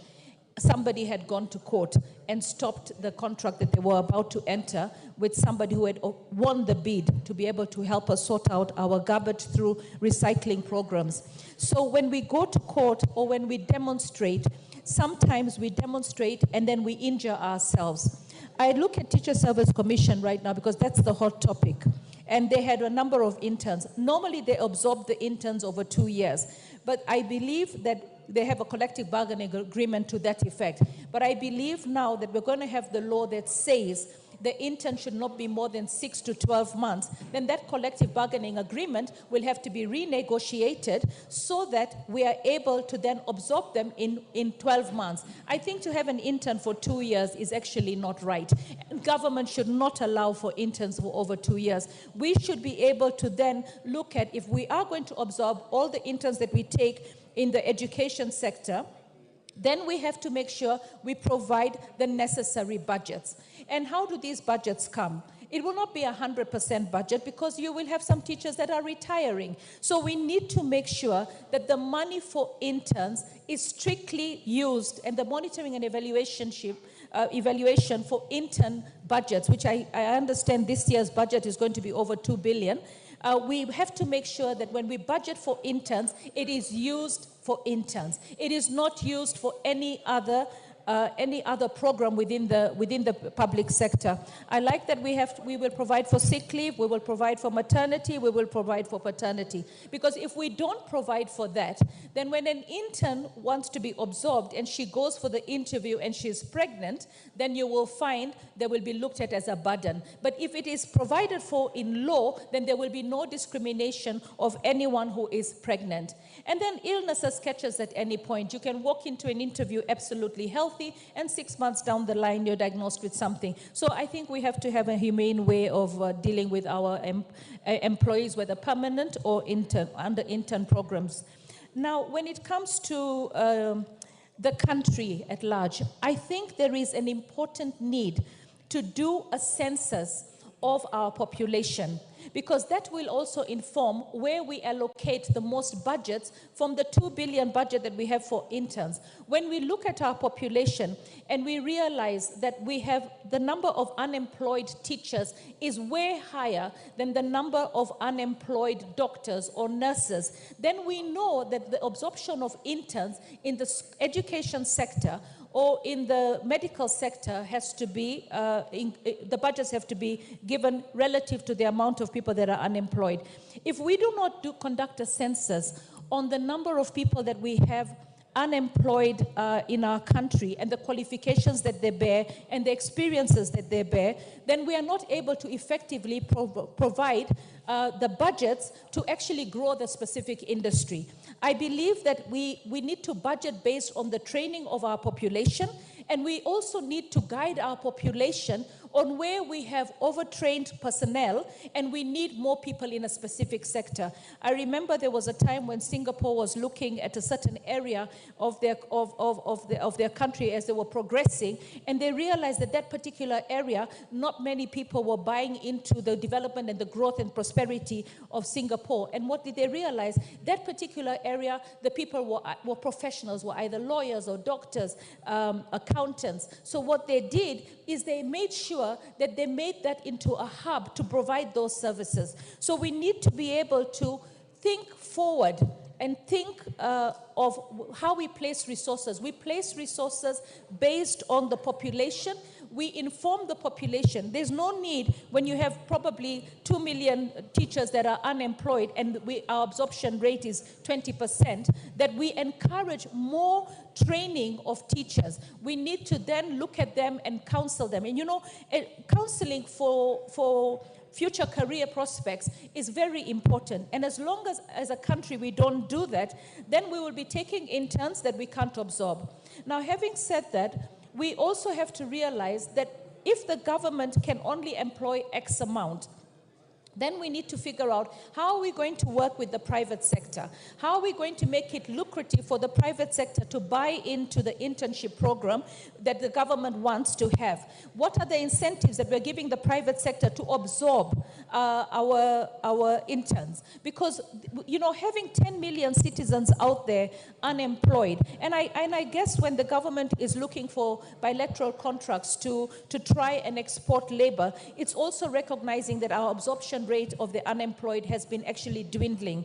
So we also have to make sure that as we do this budget and pass the budget and the finance bill, we need to make sure that as a country, we are going to protect the jobs that we have and the corporates that we have. Because if we don't protect the jobs that we have and the corporates that we have and the manufacturing industry and the financial industry, then we are going to have people moving into neighboring countries. And when people start moving into neighboring countries, what does that mean with the COMESA agreement? Is that we will become consumers, our people will not have jobs. So we need to find that balance. And I pray that we find that balance, because if we don't find that balance, then we're going to have an even more shrinking unemployment. We will not be able to absorb the interns, and we will not be able to basically attract corporate investors and manufacturers, and even our own Kenyan manufacturers right now are looking for where can they make the most money.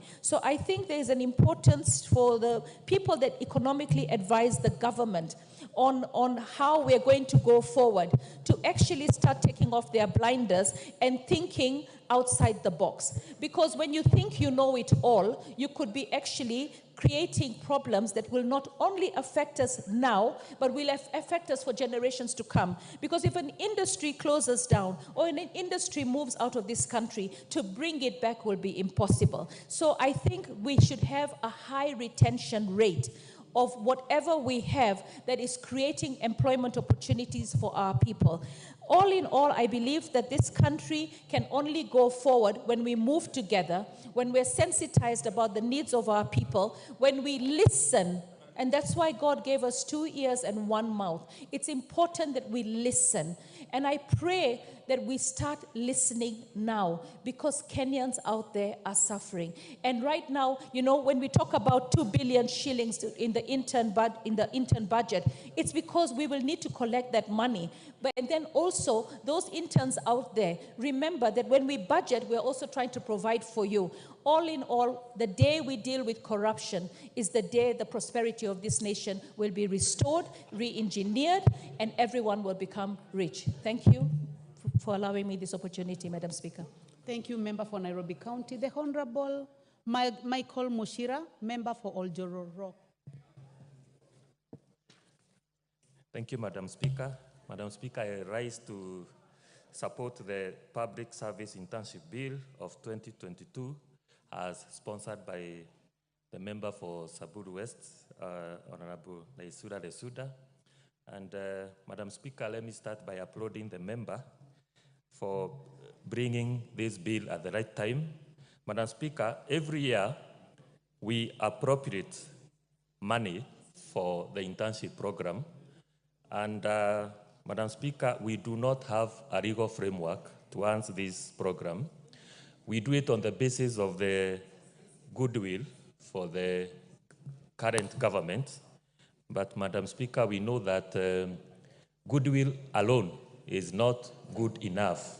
The goodwill needs to be backed up by the necessary legal framework, and this is what this bill is trying to do. Madam Speaker, we've had court's pronouncement on this internship program, especially in the JSS program, where the court nullified the internship program because there exists no legal framework for this program. Madam Speaker, this bill will try to sort out this. Madam Speaker, we also know that the basis on which the TSC engaged the interns, it was actually not internship program. It was employment, because Madam Speaker, there's no way you can, the way my understanding on internship is that you are working under a mentor. But on this JSS program, there was nobody mentoring these interns.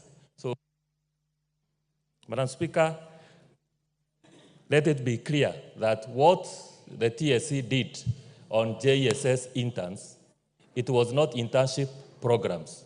It was employment, because there was nobody to mentor the interns who are employed by the TSC.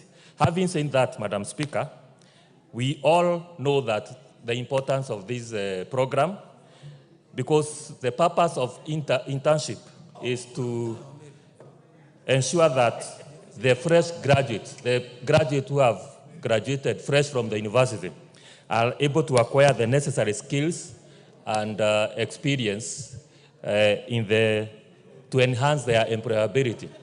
Madam Speaker, the civil service, our civil service as it is the best trained and skilled civil service, and therefore it is the best that our interns can learn from it.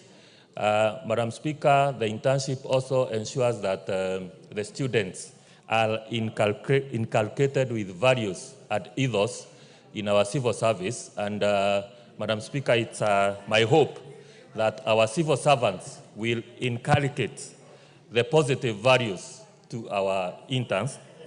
Madam Speaker, this bill also enumerates the responsibilities and the entitlements of the interns. When an intern joins the civil service or the public service, it will be clear what his or her responsibility is, as well what his or her entitlement is in terms of stipends.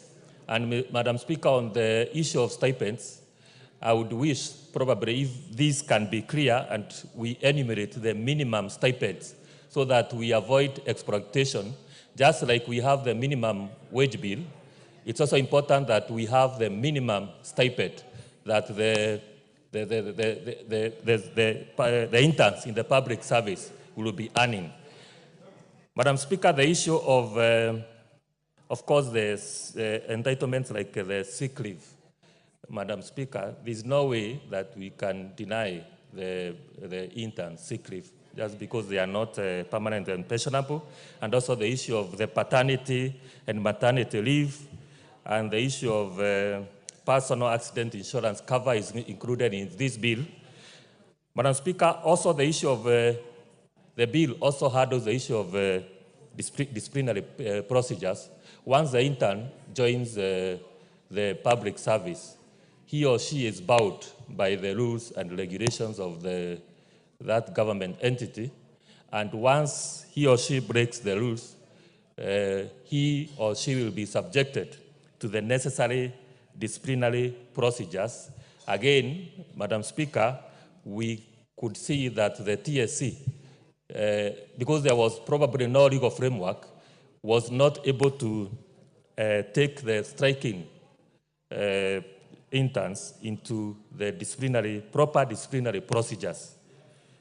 Madam Speaker, this bill also stipulates the ways of recruitment of interns to ensure that it is transparency, to ensure that there is accountability, to ensure that there is fairness, and that every intern from every corner of this country has the same probability of being absorbed into the public service as intern as any other. And therefore, it is our expectation that we pass this bill. Once any recruitment takes place, it will reflect the gender and regional balance, and it will not be skewed. And the basis of recruitment will not be on who you know, or the basis of nepotism, and reduce corruption in terms of recruitment of the internship. Madam Speaker, I also support the issue of incentives to the private entities, and at the same time, if there is a way that we should make it mandatory for every government entity to absorb interns at any particular time, so that, because the idea, Madam Speaker, is to absorb as many as possible, if not 100%. And therefore, the issue of making it mandatory for every government entity to absorb the interns should be looked at. And finally, Madam Speaker, I would also I also support the issue of timelines, such that it's not too short for the for the interns to absorb the necessary skills and experience that it is required, but also it's not too long, such that we have career interns. So the issue of 1 year is good enough. At least 1 year, every intern will have absorbed the necessary skills, and then after 1 year, you are fit to go and utilize your skills in the other fields, so that we have vacancies to absorb other interns. Madam Speaker, with those few remarks, I support. The Honorable James Nyikal, member for Seme. Dr. Nyikal. Thank you, Madam Speaker, for giving me this opportunity to contribute to this motion. And let me start by congratulating Honorable Lesuda for bringing this very important bill at this time. Madam Speaker, this is an extremely important bill at this time. The issue of internship, and because of lack of a legal framework and because of unemployment amongst the young people, actually has been used to exploit young people who are qualified. And therefore, even the opportunities for taking part in internship has not been in any way regulated. There has been no equity. So this bill then brings in some legal framework.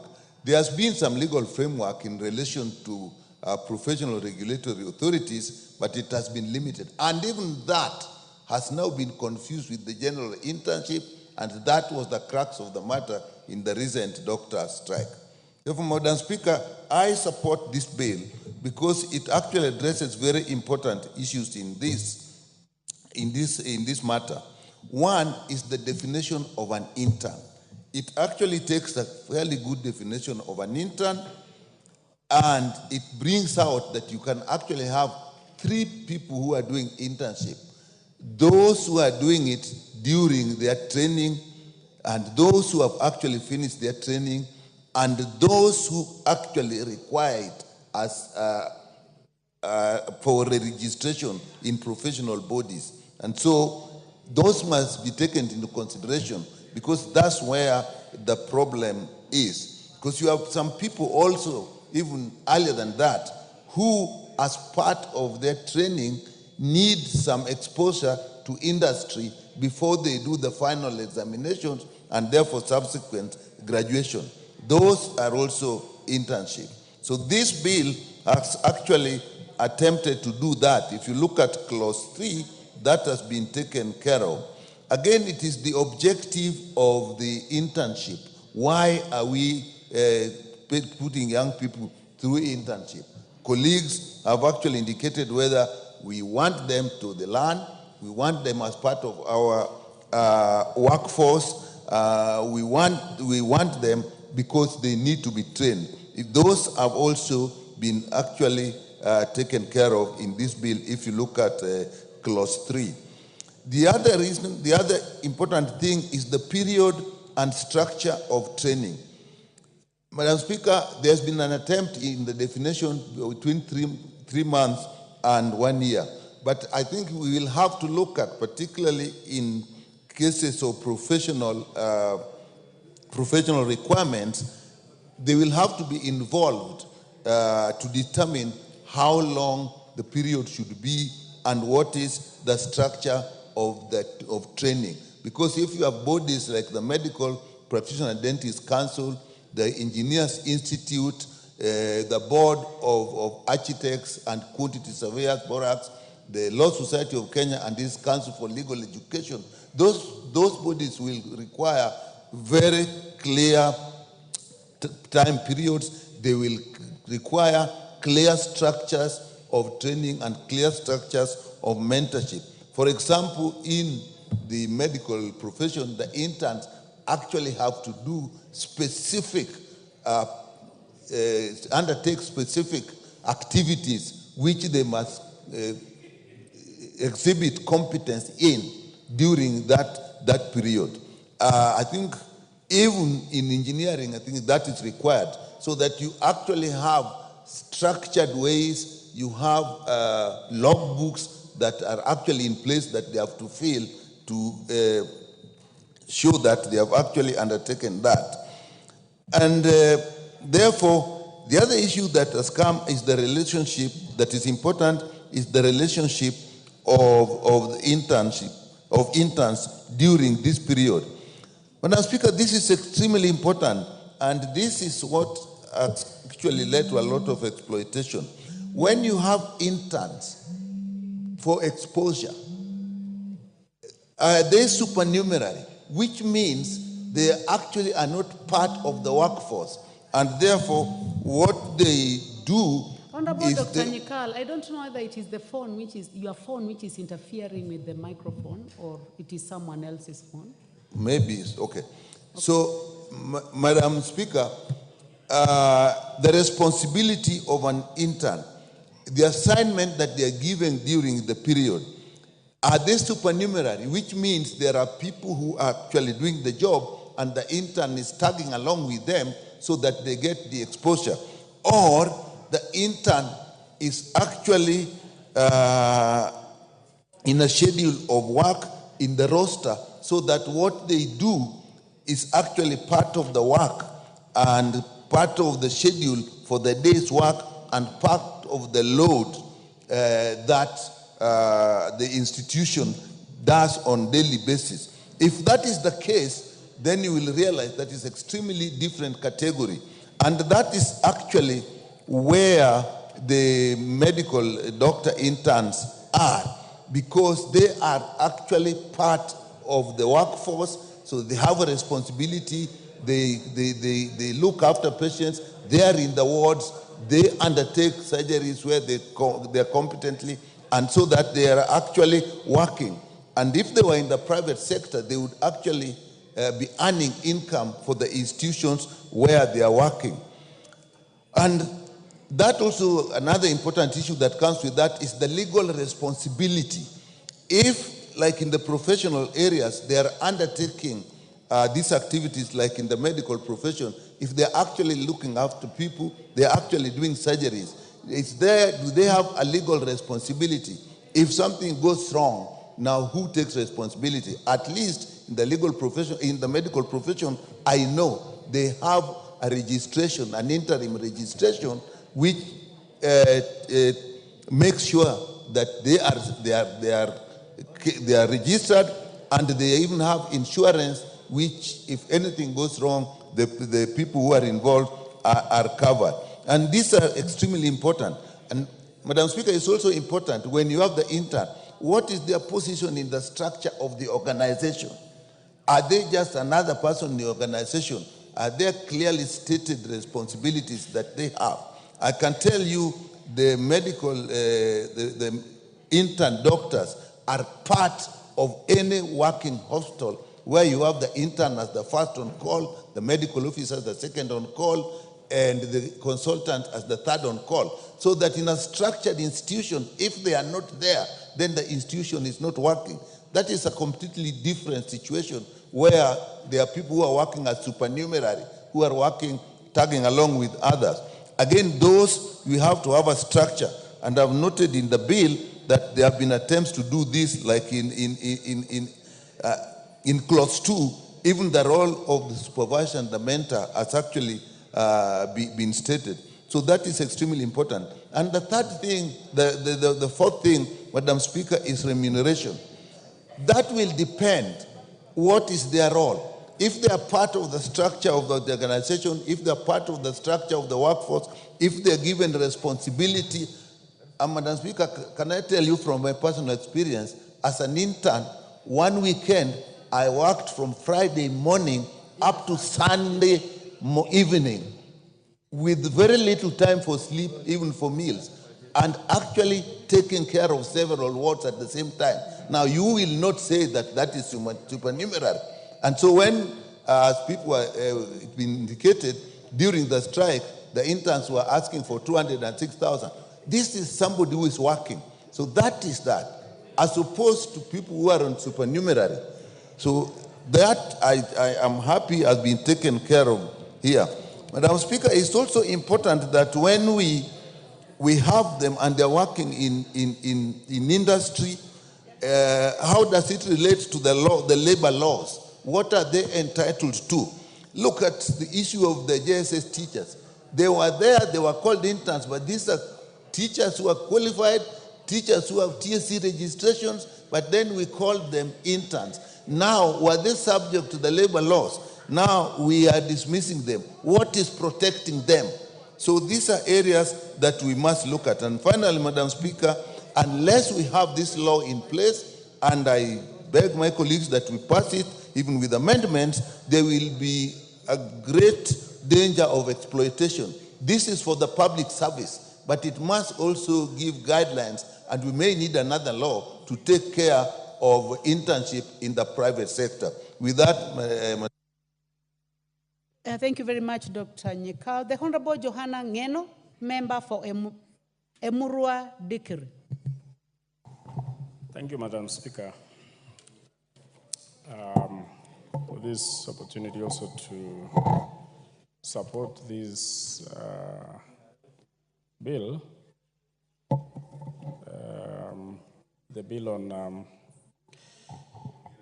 the internship. Madam Speaker, I wish to thank the member for Samburu, Mheshimiwa Shemeji, for bringing this particular bill, Lesuda. Congratulations for remembering those young people outside there who are suffering and trying to find their way to the economy of this country. Madam Speaker, before I raise some few issues which I think are very pertinent on this particular bill, Madam Speaker, I wish to condemn also the action by the TSC and the authority concerned on the interns, on the teachers who are working as interns in this republic, and maybe the conditions they were serving under were not favorable to them.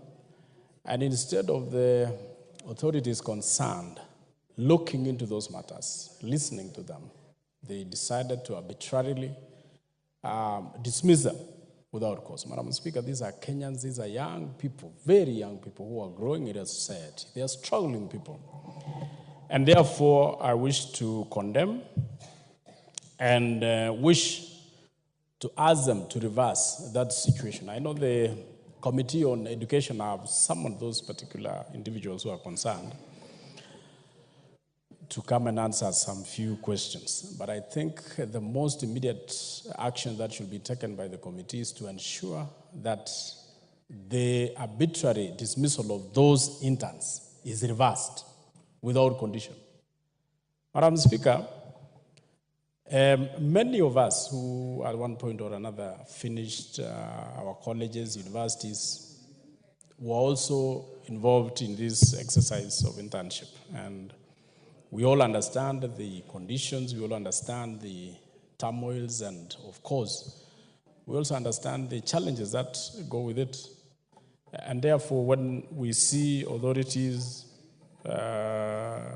exploiting our youth arbitrarily, whether it is a private sector, whether it is a government agencies, Madam Speaker, we won't allow because it is wrong and it is illegal. And this one also goes to several other agencies, Madam Speaker, not only TSC.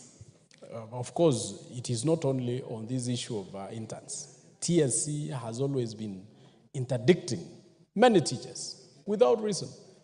There was a time I even went there myself to actually question the reason why a certain teacher who was falsely accused, and that case went to court, and the court dismissed that case. But the teacher was never reinstated, Madam Speaker. I don't know what rules, what inhuman rules the TSA are using in dismissing their teachers and interdicting some of them. In fact, that teacher was completely dismissed, not even interdicted.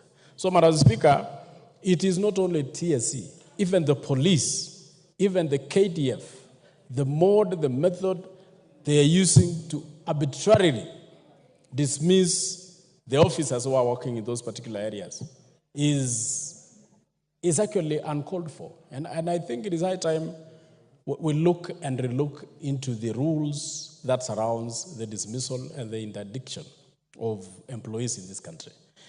There are labor laws in this country which govern each and every employee or even those interns. But Madam Speaker, I think, and I wish the Labor Committee to relook into the labor laws so that people should not be dismissed arbitrarily. People should, in fact, any dismissal should be given, any person who is to be dismissed should be given a fair hearing, both by the department or the agency that is trying to dismiss, and also even up to the level of the courts. Because sometimes the agencies become partisan. The agencies sometimes also become, they behave in a very unruly way.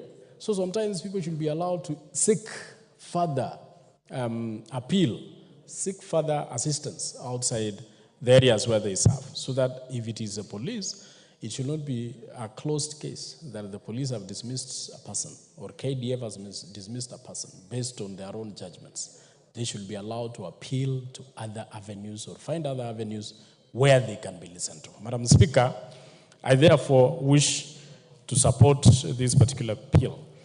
Madam Speaker, internship, and like most of the members have said, is a very vital part in most of the people who, or unemployed people, youth who just finished maybe universities or colleges.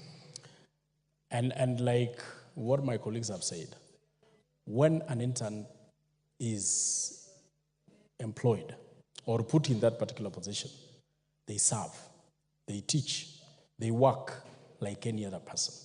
And therefore, number one priority should be what kind of payment or what kind of stipend that intern is paid. So that these people are being, and especially, Madam Speaker, these people are being overworked. When you go to schools, they're given a lot of subjects, they're given a lot of students to teach, they're given a lot of lessons to teach, Madam Speaker. Unlike even those ones who have been permanently employed. Therefore, the kind of stipend these particular interns receive must be in tandem with the kind of work they are normally, and the rules should be that it should not be the decision of the body, the agency that is employing these interns, or that is actually recruiting the interns, that determines majorly it should be also under the SRC, the stipends or the kind of amount of money to be paid to the interns should also be determined by SRC, Madam Speaker, so that people will not take advantage of these interns, because mostly these are very vulnerable people, and sometimes they are not able, they don't have the capacity to negotiate, and therefore this one also should be determined by the SRC. Madam Speaker, I also believe that an intern is a very qualified person to be employed.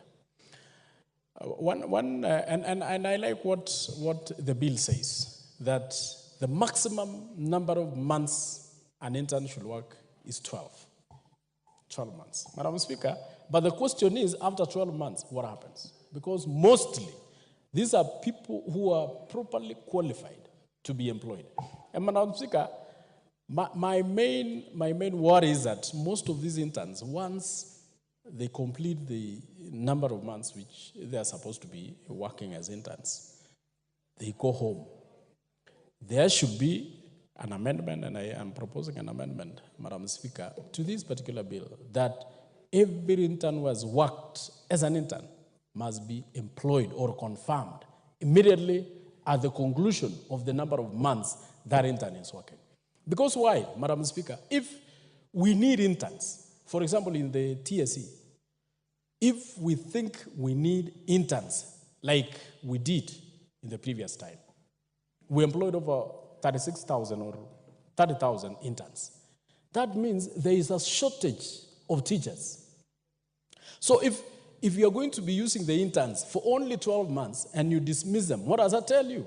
What are you going to do to the positions that were vacant before you bring in the interns? That therefore, Madam Speaker, and not only on on TSC or any other area where there are interns, it means there is a shortage of employment. There is a shortage of employees in those particular agencies. And therefore, I wish to be included in this bill that any intern that is put to work immediately on completion of the intern period should be confirmed and employed permanently by the state agency or the department where those interns were employed, so that we can assure them of employment. And because, Madam Speaker, you know, even when you look at the TSC, the education in our country, I mean, the Ministry of Education in our country, we lack so many teachers. When you look at when you go to several schools in this country, you find there are no teachers. Every school is lacking almost 5, 10 teachers. Why can't we employ these interns permanently? So, Madam Speaker, I wish to support, but I also wish to indicate that let us not misuse, let us not exploit these interns. They are our children, they are our daughters, they are our sons, brothers, and sisters. Let us not.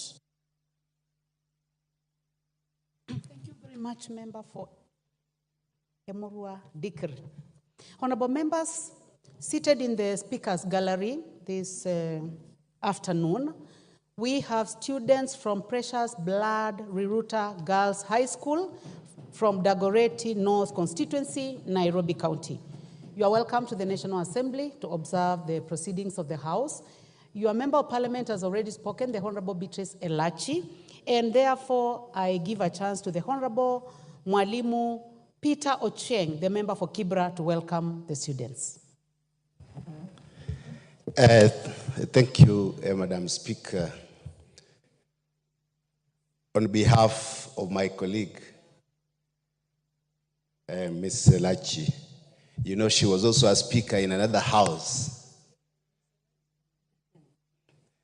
I want to welcome Precious Blood Girls. And for the benefit of this house, this is one of the top schools in this country. It is a leading light in many, many exams before. Precious Blood has become a top school. And now that they are here, most of them, and quite a number of members of parliament, some of them have passed through the school. I must say that this is a good opportunity for them to come and see how this house runs, and in the future, when they join us, they will also be members of parliament. Feel welcome to this house and know that this is the epitome of successful people in the country. You are welcome. Your member of parliament is one of those who are always here. And I know she works very hard. I am aware that she's putting up a very good gate for your school. And very, very soon she's coming to hand over the gate. So we need to encourage the ladies and give them opportunity just like men to be with us. Feel welcome. Thank you, Mr. Speaker. But before I sit down, please allow me to say just one thing on this motion of internship. Thank you very much for what you have done. I will not allow you to go to the motion. Thank you, Madam Speaker. You're welcome. The Honorable Timothy Toroitich, member for Marakwet West. Thank you, Honorable Speaker, for giving me an opportunity to contribute on this very important motion. Honorable Speaker, from the onset, I wish to congratulate and thank Honorable Lisuda, the MP for Samburu West, for such a progressive bill that she has brought before this House. Honorable Speaker, this is a bill that will give us a proper legal and institutional framework insofar as interns or internship is concerned in this country. Honorable Speaker, for far too long, we've had a lacuna in law.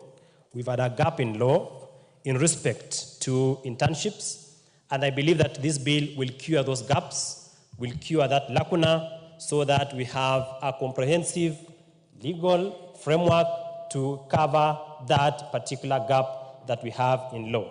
Honorable Speaker, internship in this country has not been addressed for quite a long period of time.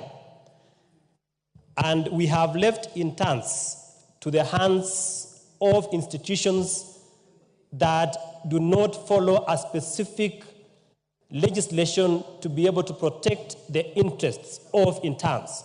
Honorable Speaker, it is time that these interns are dignified pursuant to this law that we shall be able to debate in this House and possibly pass. And I call upon the members of this House that when the time comes, we pass this law so that we dignify our interns. Honorable Speaker, recently there was a court ruling which was before the Employment and Labor Relations Court in the High Court at Milimani. Honorable Speaker, that case was between an NGO called Forum for Good Governance and Human Rights versus TSC and two others. Honorable Speaker, the premise of that ruling, the substratum of that ruling, was that the teacher interns who are employed by the Teachers Service Commission, that the entire process was declared a nullity. Honorable Speaker, if I have read the case, Justice Ongoya had this to say in respect to that case. He said that the respondents, meaning the TSC, have not exhibited statutory, regulatory, or policy arrangements that would entitle the first respondent, TSC, to employ interns. Honorable Speaker, that means that the court was not satisfied that TSC would employ interns without a proper legal and institutional framework. Honorable Speaker, the court further went to say that the commission violated their right to fair labor practice by giving them internship positions that, while they were qualified and possess teaching licenses. Honorable Speaker, purely it signifies and underscores, underpins the importance of this legislation. If this law was in place, the court would not have declared employment of teacher interns as illegal and unconstitutional. Now that we have such a legal framework, and if it is passed, it is enacted by this House, it means that the issue of teacher interns and all other interns in the public service, then they will have been protected by the law. Honorable Speaker, I am a product of internship. When I completed my postgraduate in law, then thereafter, before you are admitted to the bar, you undergo what you call pupillage under a private law firm, where you are under the tutelage of a senior legal counsel. And therefore, Honorable Speaker, when you go to, after that tutelage, then, or the pupillage, thereafter, you will be able to open a law firm and practice law. So that experience that an intern gets, just like our doctors, that get in those offices, form the basis of an individual who shall serve both the public and the private sector with honor, dignity, and of course, you have the requisite experience when you serve in that office. Honorable Speaker, on the issue of budgeting, so that we avoid a haphazard budgeting process, it is good that we have now this legal framework which will inform the budgeting process in this country, so that when we are budgeting, we have certain money allocated for the purpose of employing, of training interns in this country. Because if we have a lacuna in law where we don't have a specific legislation providing for interns, where we can sit as a House and budget, and we know that this year, for example, in the Department of ICT, in the Ministry of Roads, in the Ministry of Agriculture, we shall absorb a certain number of interns.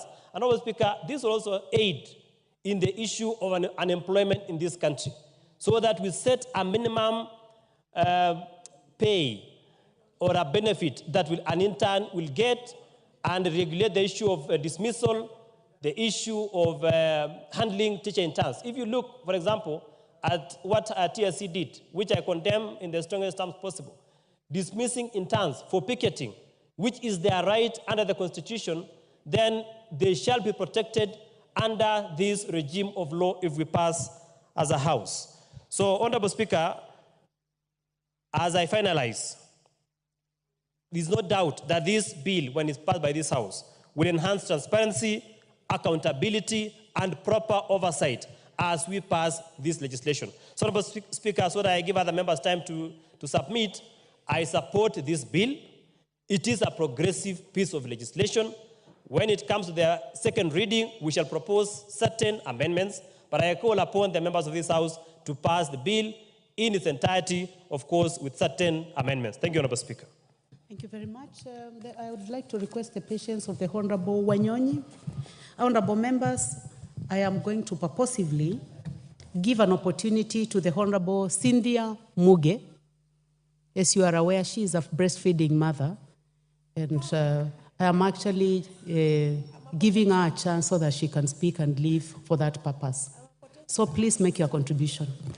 Thank you, Honorable Speaker. You see, the Honorable Renee here says she's potential. And Honorable Speaker, I want to appreciate your consideration, and I wish her the very best so that she can be able to enjoy this particular privilege, Honorable Speaker.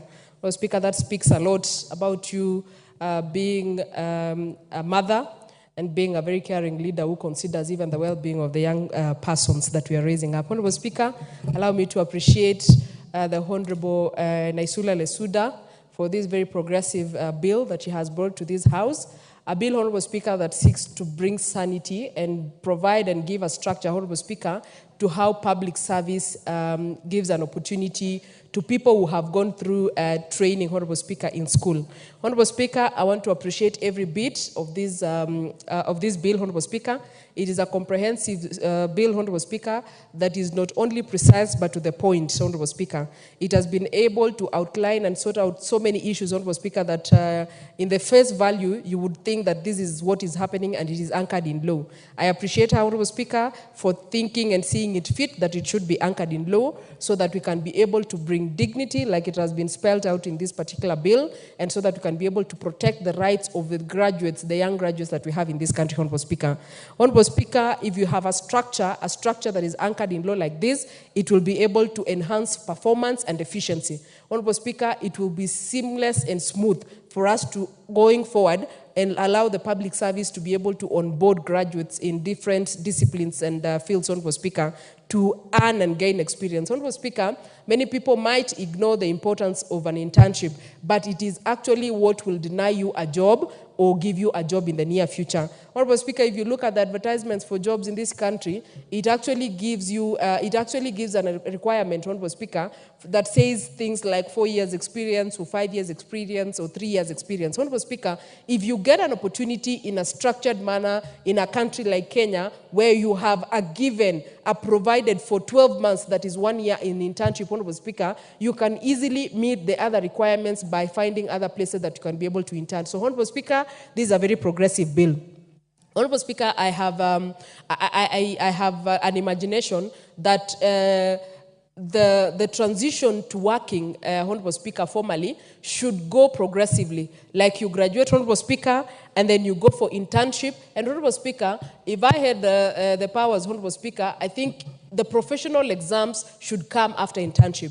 Most of the professional exams, Honorable Speaker, they actually test you on the actual job that you are going to do before they give you the professional license. Honorable Speaker, I'm a physical planner by profession. And before I get a registration license number, I have to go through a professional exam. That professional exam, Honorable Speaker, if you do not get practice, hands-on practice during internship and attachments and whatnot, you will not pass it, Honorable Speaker. And I feel, Honorable Speaker, maybe this particular bill is going to give us that kind of structure that you graduate, you go for internship, and you're able to now proceed to professional training, then you can be able to get licensing, Honorable Speaker. Honorable Speaker, I look forward to bringing an amendment to this particular bill, and of course I have been in consultation with the bill owner, Honorable Naisula Lesuda. Honorable Speaker, if you look at the advertisements that are given in this country, especially in Kenya, the PSC, they normally have a pinch of discrimination. One of the places that they discriminate, Honorable Speaker, they advertise for internship opportunities, and then they say this is only, or the only people who qualify for this opportunity are people who graduated, say, from 2016 onwards. Honorable Speaker, that is discrimination against the people who graduated earlier in 2020, 2010, 2011, 12, and even the earlier years. Honorable Speaker, these people do not have jobs by choice. They do not have jobs, Honorable Speaker, because they have been hard to come by. So, Honorable Speaker, I look forward to bringing that amendment so that we can be able to spell out in this bill that everyone who is a graduate, regardless of their age and their year of graduation, is actually entitled to an internship opportunity so that they can be able to gain experience. So, Honorable Speaker, I support this bill in totality, and I appreciate Honorable Naisula Lesuda for being able to come up with it so that we can be able to bring sanity to the internship, the PSC structure, Honorable Speaker, and accord an opportunity for every graduate who has gone through the hard job of going to school so that they can be able to transition to formal employment. Thank you, Honorable Speaker, for giving me this opportunity. Thank you very much, Honorable Cynthia. The Honorable Ferdinand Wanyonyi, member for Kwanza. Thank you, Madam Speaker. I've been here, but I think I just want to take this opportunity to thank Honorable Nesula for coming up with this. I think it's long overdue. I want to thank you. And then the way you explained and the way the people actually are talking about this particular bill is right time, and I think let's move forward to confirm actually this particular bill, because internship is actually preparation and narrowing down on specific field. We had cases where, you know, one has, even if you have got your master's or even a bachelor's degree, but more specifically now you have to narrow down to what that specific field is. And therefore, the preparation for that particular job, I think, is only fair. I have been myself a managing director on 3-4 parastatals, and you get graduates from the university, and he comes there, and he's done administration, but he doesn't know what it's all about. You know, literally, you have to tell him what to do, because those are all theoretical things in the classroom. When it comes to productivity, Madam Speaker, you'll find that this particular person with that kind of high-class qualification was not be able to prepare yourself, is not prepared to do the job, and the end results, you find that there's a problem with productivity. And therefore, this internship, to me, and I want to agree with the mover that we should do it yesterday, so that you can be able to prepare and people can be focused on whatever it is that is supposed to be doing. And that is important, because if you have to have the country that has high productivity, you go to Europe, you go to some other countries, they have actually had a time to train internship, to train the people, so that by the time they come to do the job, they are properly focused on what should be done. So this particular bill is very, very important, and I want to say, Madam Speaker, I think it's time for us to be able to do this. We also want to have this also in private, other than public. We also have to extend this also. If you pass it, it can also apply in the private sector, so that even the private sector as well can be able to do that preparation of whoever is going to be employed, so that they are more focused, so they can have better productivity in whatever field that that particular person is actually employed or hired. Internship I've seen around, and the teachers, GSS, I think because there was nothing, there's nothing to refer to. But now that we're going to have this bill actually passed and made into a law or whatever, then of course people working as intern can be given. It's actually interfering with my. Yeah, you find that people actually who are employed, they should be paid some little allowances. You know, you can imagine you stay in Takoradi and your child is going all the way to Jomo Kenyatta for whatever internship. How will he be able to travel to Jomo Kenyatta and even be there for whatever period. So let's also have for the minimum that you can be able to be paid with this internship fellows who can be able to sustain themselves. Because basically, and that's why actually the CSS students, or rather teachers who are employed, were complaining. They are not being given enough. But let's also give a minimum that can be able to sustain them so that they can be able to be more productive than just leaving it as it is, that because the internship, they are not paid anything. No, let's also be their brother's keeper. And therefore, Madam Speaker, I just want to say my contribution here is that the interns, we can also give whatever percentage that they could be able to be paid so that they're actually motivated. And you know, when somebody is motivated, he'll do better. He'll be more focused. And by the time that they get employed, they actually become very productive. So my move is that interns, even the Teacher Service Commission, I understand, and it's now in the public domain, that they have actually dismissed those who are demonstrating. Okay, fine, that's true. They did that without permission. But look, I think what they were asking for is something that is going to be reasonable enough for them to be able to be where they are.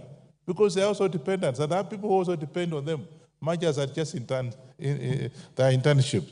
So, Madam Speaker, I want to take this opportunity to thank the mover of this bill, and I think let's all come together to be able to pass it so that I can be able to have it applied yesterday, not today. Thank you so much. Thank you. The Honorable Phyllis Barto, member for Moiben.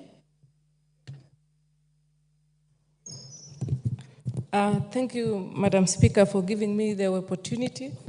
I would wish to use this chance to congratulate the Honorable Lesuda for bringing this bill, which is very timely.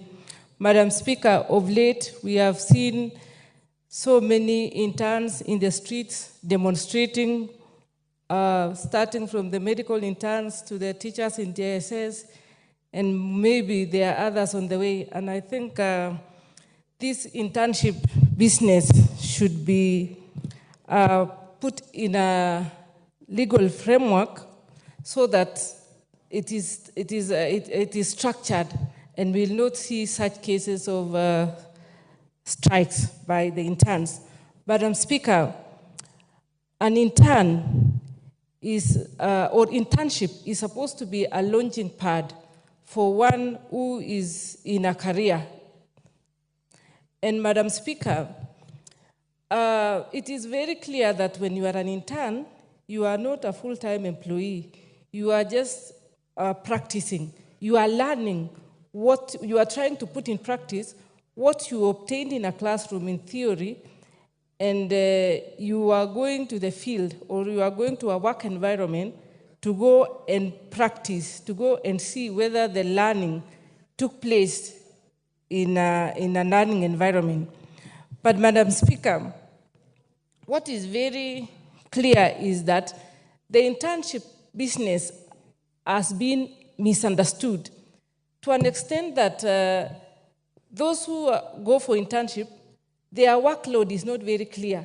Some are given full-time duties, and the compensation is not commensurate with what they are supposed to be, with the duties they are performing. And what happens? We see them going to the streets because they feel they are misused. They feel their rights are violated, and it is not in tandem with what they earn at the end of the month. So, Madam Speaker, it is very clear, it is very important that in this bill, we look at very important ingredients which will add or which will make this bill or which will make this internship very, very structured. One is the issue of the workload. It should be very clear that when you go or when you are taken in as an intern, what is your job description and who is your supervisor? these people are on training and they should be having a supervisor, and their work should be should be cut out so that they are very clear from the beginning what is expected of them and what they are supposed to be doing. The other day, we saw the teachers, the JSS teachers in the streets. They were demonstrating because they felt that when they went to school, the workload was equivalent to the rest of the teachers who are on permanent and pensionable. So they felt that, they went to the streets. And it is unfortunate, Madam Speaker, that the Teacher Service Commission went ahead to sack them. Who are they sacking? Those who are just trainees, who are not supposed to be, they were supposed to be called and explained to, they are still on training, so you are not supposed to be sacking them. You are supposed to call them back to class and explain to them what is required of them, the ethos, the requirements, the ethical requirements of a job, because they are still on training. They have not reached that level where they are supposed to be sacked because they are not employees of the Teacher Service Commission. They are interns. So I think the TSC should withdraw those letters, and the interns have actually accepted to go back to class and now help them to learn, train them to be better teachers. And Madam Speaker, also, teachers go for teaching practice, and they go, primary school teachers, they go for teaching practice, secondary school teachers, they go for teaching practice. So the issue of internship is an illegality in its essence because they have already gone through internship. What should happen is that I wish they can relook at that section of the policy and ensure that maybe during the teaching practice, they go for a longer period and they give them some stipend so that they do away with this business of internship. Madam Speaker, apart from that is the transition after internship. What next?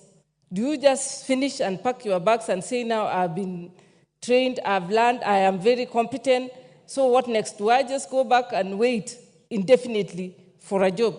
We should put structures in place so that an institution can take in the number of interns, as many interns, and those interns transit to the job market so that once you are done with your internship, now you are upgraded and you are given an opportunity now to serve as a full-time employee of that institution.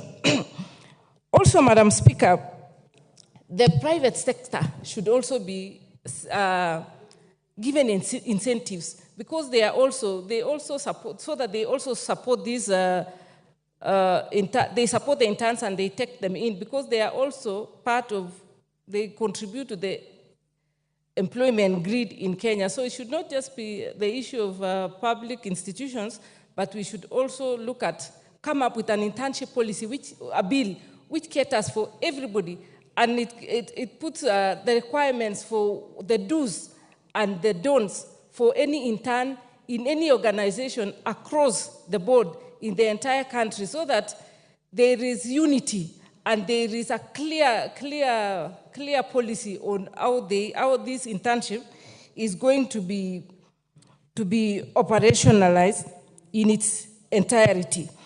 Madam Speaker, it should also, these interns should also be supervised. There should be a supervision, there should be somebody to supervise them and give a report so that it is not just an internship, you participate, and then when you are done, you are gone, there is nothing, you can't even have evidence to show that this is the performance, so that even those interns take their job seriously and they know the consequences of absconding duty or the consequences of any other illegality they find themselves in their, once you serve as an intern. And Madam Speaker, I will have some amendments to bring when the amendments will be, the section will be done. And let me use this chance to just support the bill and congratulate the Member of Parliament and end my case there so that I can give somebody else an opportunity to make a contribution. Thank you, Madam Speaker. Thank you, honorable members. Next is the Honorable Paul Nabuin, member for Turkana North.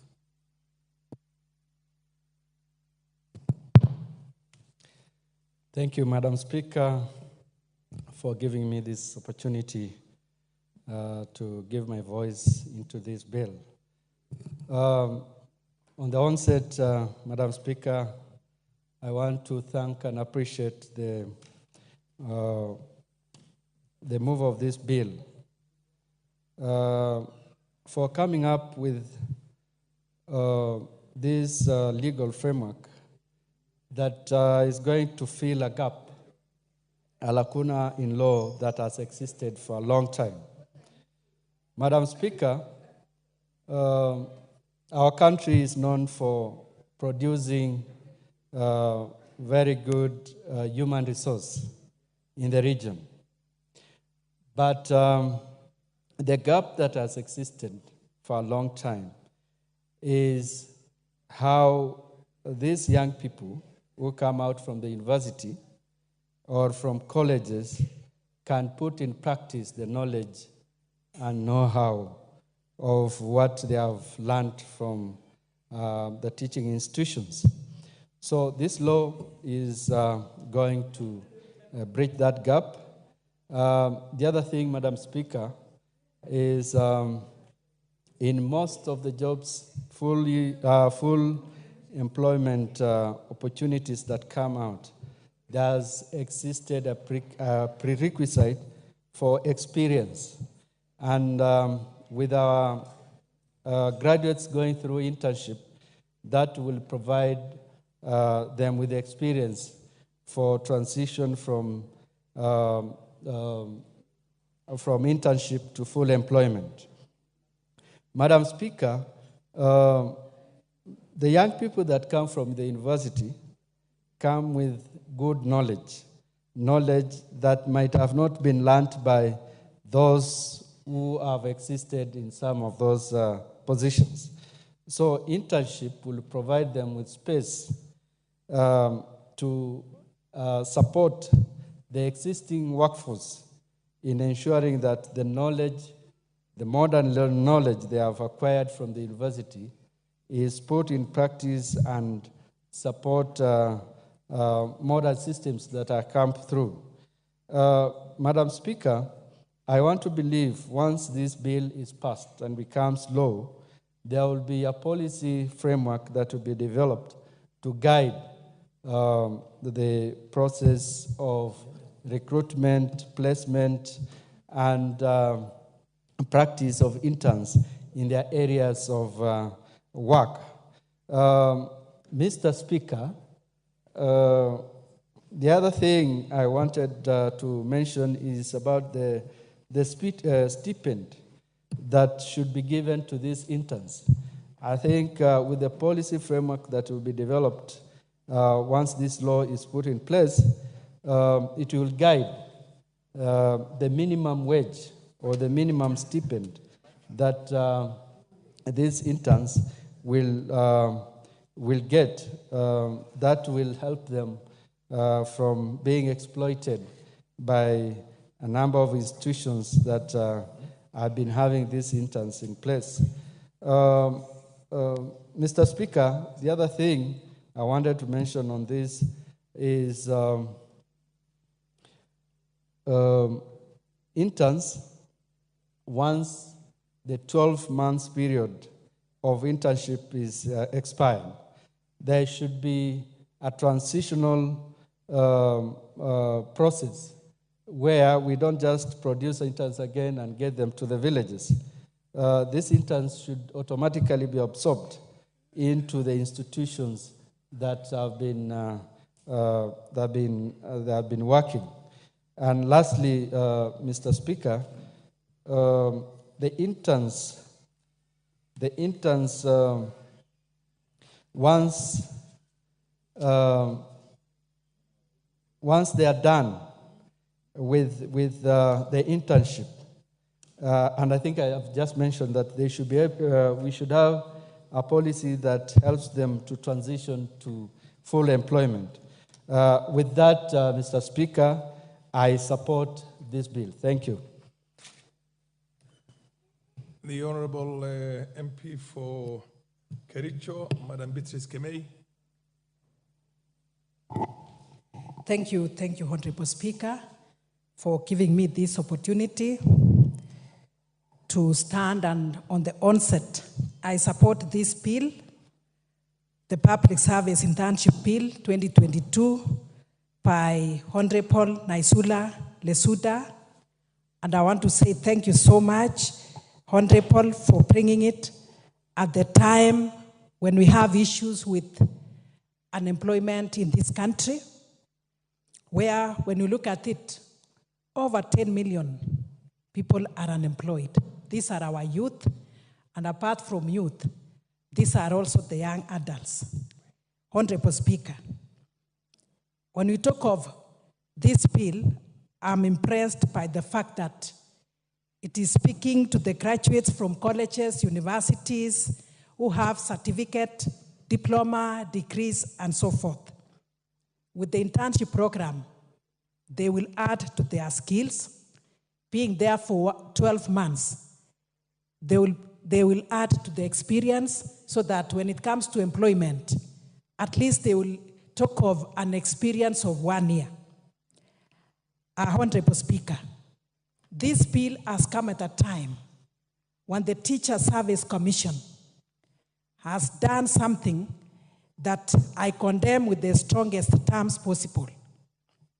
Yesterday, Honorable Speaker, when I listened to this fact that 742 interns or who are in internship engagement have been terminated, I felt sad. And not only that, Honorable Speaker, I'm even more sad that out of the 742, 164 comes from Kericho County. That is 22.1%. Honorable Speaker, what does that mean? Does it mean it is only from Kericho who went to the streets to speak and to ask for their rights? 164. Mr. Speaker, sir,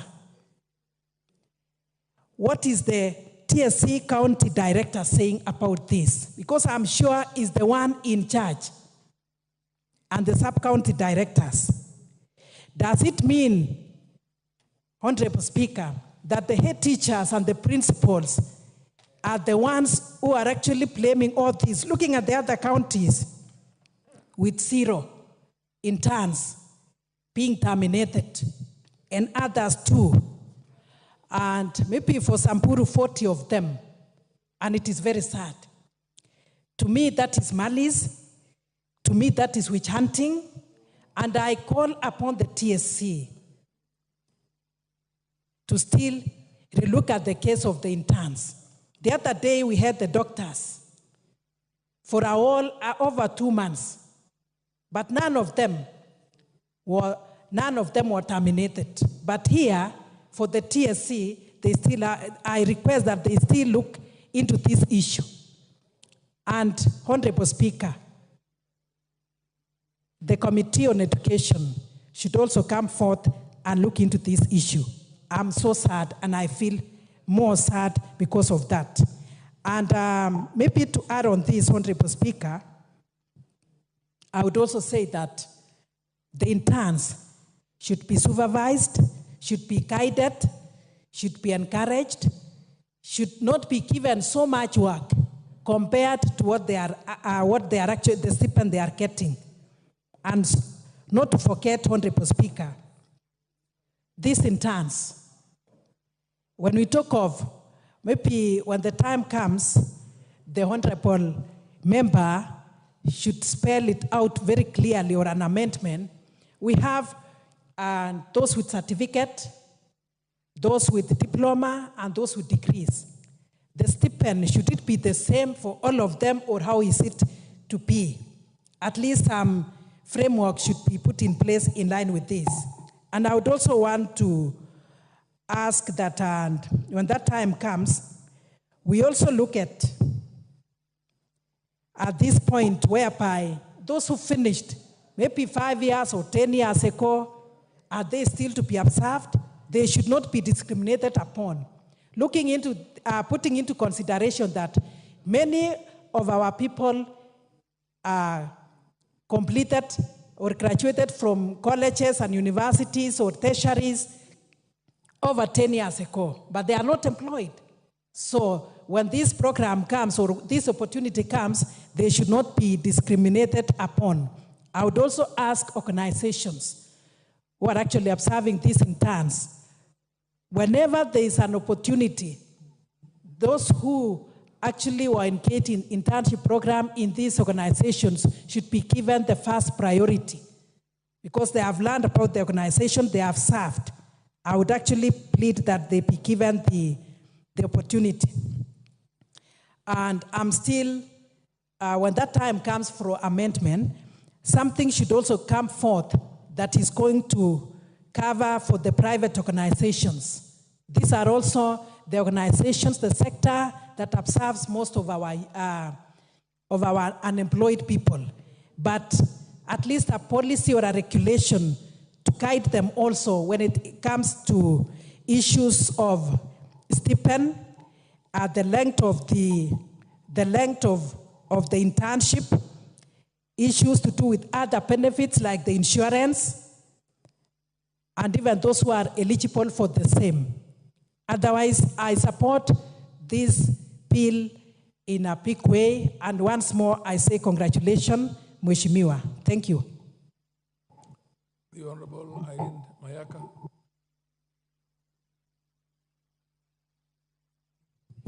Thank you, Honorable Speaker, for the opportunity.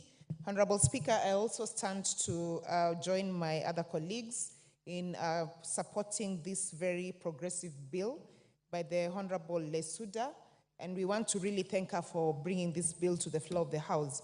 Honorable Speaker, one of the things that I really like about this bill is that it seeks to have a proper process and structure on how internship is managed in this country, and specifically in the public service sector. Honorable Speaker, I would just like to mention some of the clauses that I find very progressive. One of them being the Declaration of Opportunities, which is clause number 6. Clause number 8, which talks about a management committee of the internship. Clause number 11, which speaks about that the interns should be provided with personal accident insurance cover for the valid for the period of internship. Honorable Speaker, I think these are very progressive because it then speaks directly to the management of internship and ensuring that the human resource departments in the public service are giving these interns their specific protection in terms of the cover, and that the procedure within which it has been laid down is properly followed because now it is covered in the bill. Honorable Speaker, this will also ensure that we avoid cherry picking when it comes to internship procedures, that each department decides on its own how they want to manage interns. This will make sure that we are actually doing this in a process that is managed centrally and that can be able to be referenced back to the bill, and especially once it becomes an act. Honorable Speaker, there's however something that I really feel we should borrow from the private sector in terms of how they manage internship and trainees. Because in the private sector, they not only have internships for graduates, but they also have something called the management trainee. And this is especially practiced in the banking industry. Because by doing that, then what they do is that they recruit fresh graduates who are also trained to be in the management space. Because right now, if you want to get into a management job, it's one of the conditions is that you must have 10 years working experience. But Honorable Speaker, we also want to encourage our young people to quickly get into the management space so that they're not only employed as clerks, but that they also get an opportunity to be actual managers within this working space. And I feel like this is something that public service sector should actually borrow from the private sector so that we encourage more and more young people to get into the management space as early as we can. Honorable Speaker, and this is because even when you look in Parliament right now, we do have young people who are parliamentarians. They're not waiting until they're much older to become parliamentarians. So let's encourage young people to also get into leadership spaces as early as we can. Honorable Speaker, the other thing that I would really like for us to borrow is best practice from countries like England, China, Thailand, in how they do their internship, because what they do for them is that there is an automatic absorption. And I'm hoping that in future, when this becomes more progressive and the structures become more engraved in our public service, that we can have a process where, when it comes to absorption into permanent positions, the interns are given first priority. The other thing that I would really like to encourage as Honorable Speaker is that when people graduate, we have a process of first in, first out. What I mean by this is the people who graduate first are considered before we consider the younger ones. Because right now the practice that we have is that you'll see that most of the advertisements for internship positions will tell you that they want interns who are 24 years, between 18 and 24 years. And yet there are Kenyans who did not have an opportunity to immediately go into college. They managed to go into college when they could afford it or when they were able to. And they don't get these opportunities because they're considered to be too old. Okay. So we need to take into consideration the people who graduate, even if they don't do so at the time when they're considered to be of a young age. Honorable Speaker, so for me to enable at least one more person to speak, I just want to stop there and once again support this particular bill and hope that even when we come for the third reading, that we will not make too many amendments that will wash down the initial idea of what the Honorable Lesuda intended. I thank you. The Honorable Member of Parliament for Kachiliba, Titus Lote. Thank you, Mr. Speaker, for giving me the opportunity to also contribute to this very important bill. And I want to take this opportunity as well to thank my colleague and also the Member of Parliament for Samburu West for coming up with this kind of very progressive bill. Mr. Speaker, I think the way interns are being recruited in this country now and the way interns are being managed in this country require such a progressive bill. But before, Mr. Speaker, I even talk about the internship proposal in terms of this bill, I'll wish to condemn and join my colleagues to condemn the Teacher Service Commission for the enormous act that they have done to the intern teachers. These are demonstrated to the public that interns are indeed not protected by any law and that interns are being underlooked by everybody in this society, Mr. Speaker. You can actually realize that when the interns went to the streets to picket, as provided for by the Constitution that covers every Kenyan, including them, they were fired, 742 of them. Mr. Speaker, this does not tell me that in the teaching fraternity, teachers are the only ones that have ever demonstrated. I am sure and I know teachers, employed teachers have demonstrated several times. They have expressed their reservations to their employment status, but they were never, and they will never be sacked unilaterally the way they have done to the interns. And so this law will definitely protect internship in future. In that stroke, Mr. Speaker, I will wish to ask the Teacher Service Commission to reconsider hiring back those interns, because those interns are protected by our Constitution that allow every Kenyan to picket under Article number 39 of our Constitution, Mr. Speaker. Two, Mr. Speaker, if we look at how interns are recruited now, internships now are recruited based on who do you know, mambo ya kujuana in this place. If I am an MD, if I am the CEO, if I am the director, I will have my relatives come in as interns with a very veiled understanding that after some time they will be employed. That is what happens now. And that's why if you go to offices, you find the director, all the interns under either relatives or close family friends. That is a way of ensuring that the people that are not having connections in this country can never get employed, Mr. Speaker. Who will employ people from your constituency who do not have big people in offices here who can take them fast as interns? And I think this loan then will have to cover for that, so that the people from Kacheliba constituency, where I come from, where we do not have directors, where we do not have CEOs. Order, Honorable Lotte. Yes. Order. Honorable Lotte, you will have 7 minutes when the House resumes on this. Thank you. Debate. So I will wish to say that this... Order, order. Order, once you are... Order. Honorable members, the time being 1 p.m., this House stands adjourned until today, Wednesday, the 12th of June, 2024, at 2:30 p.m.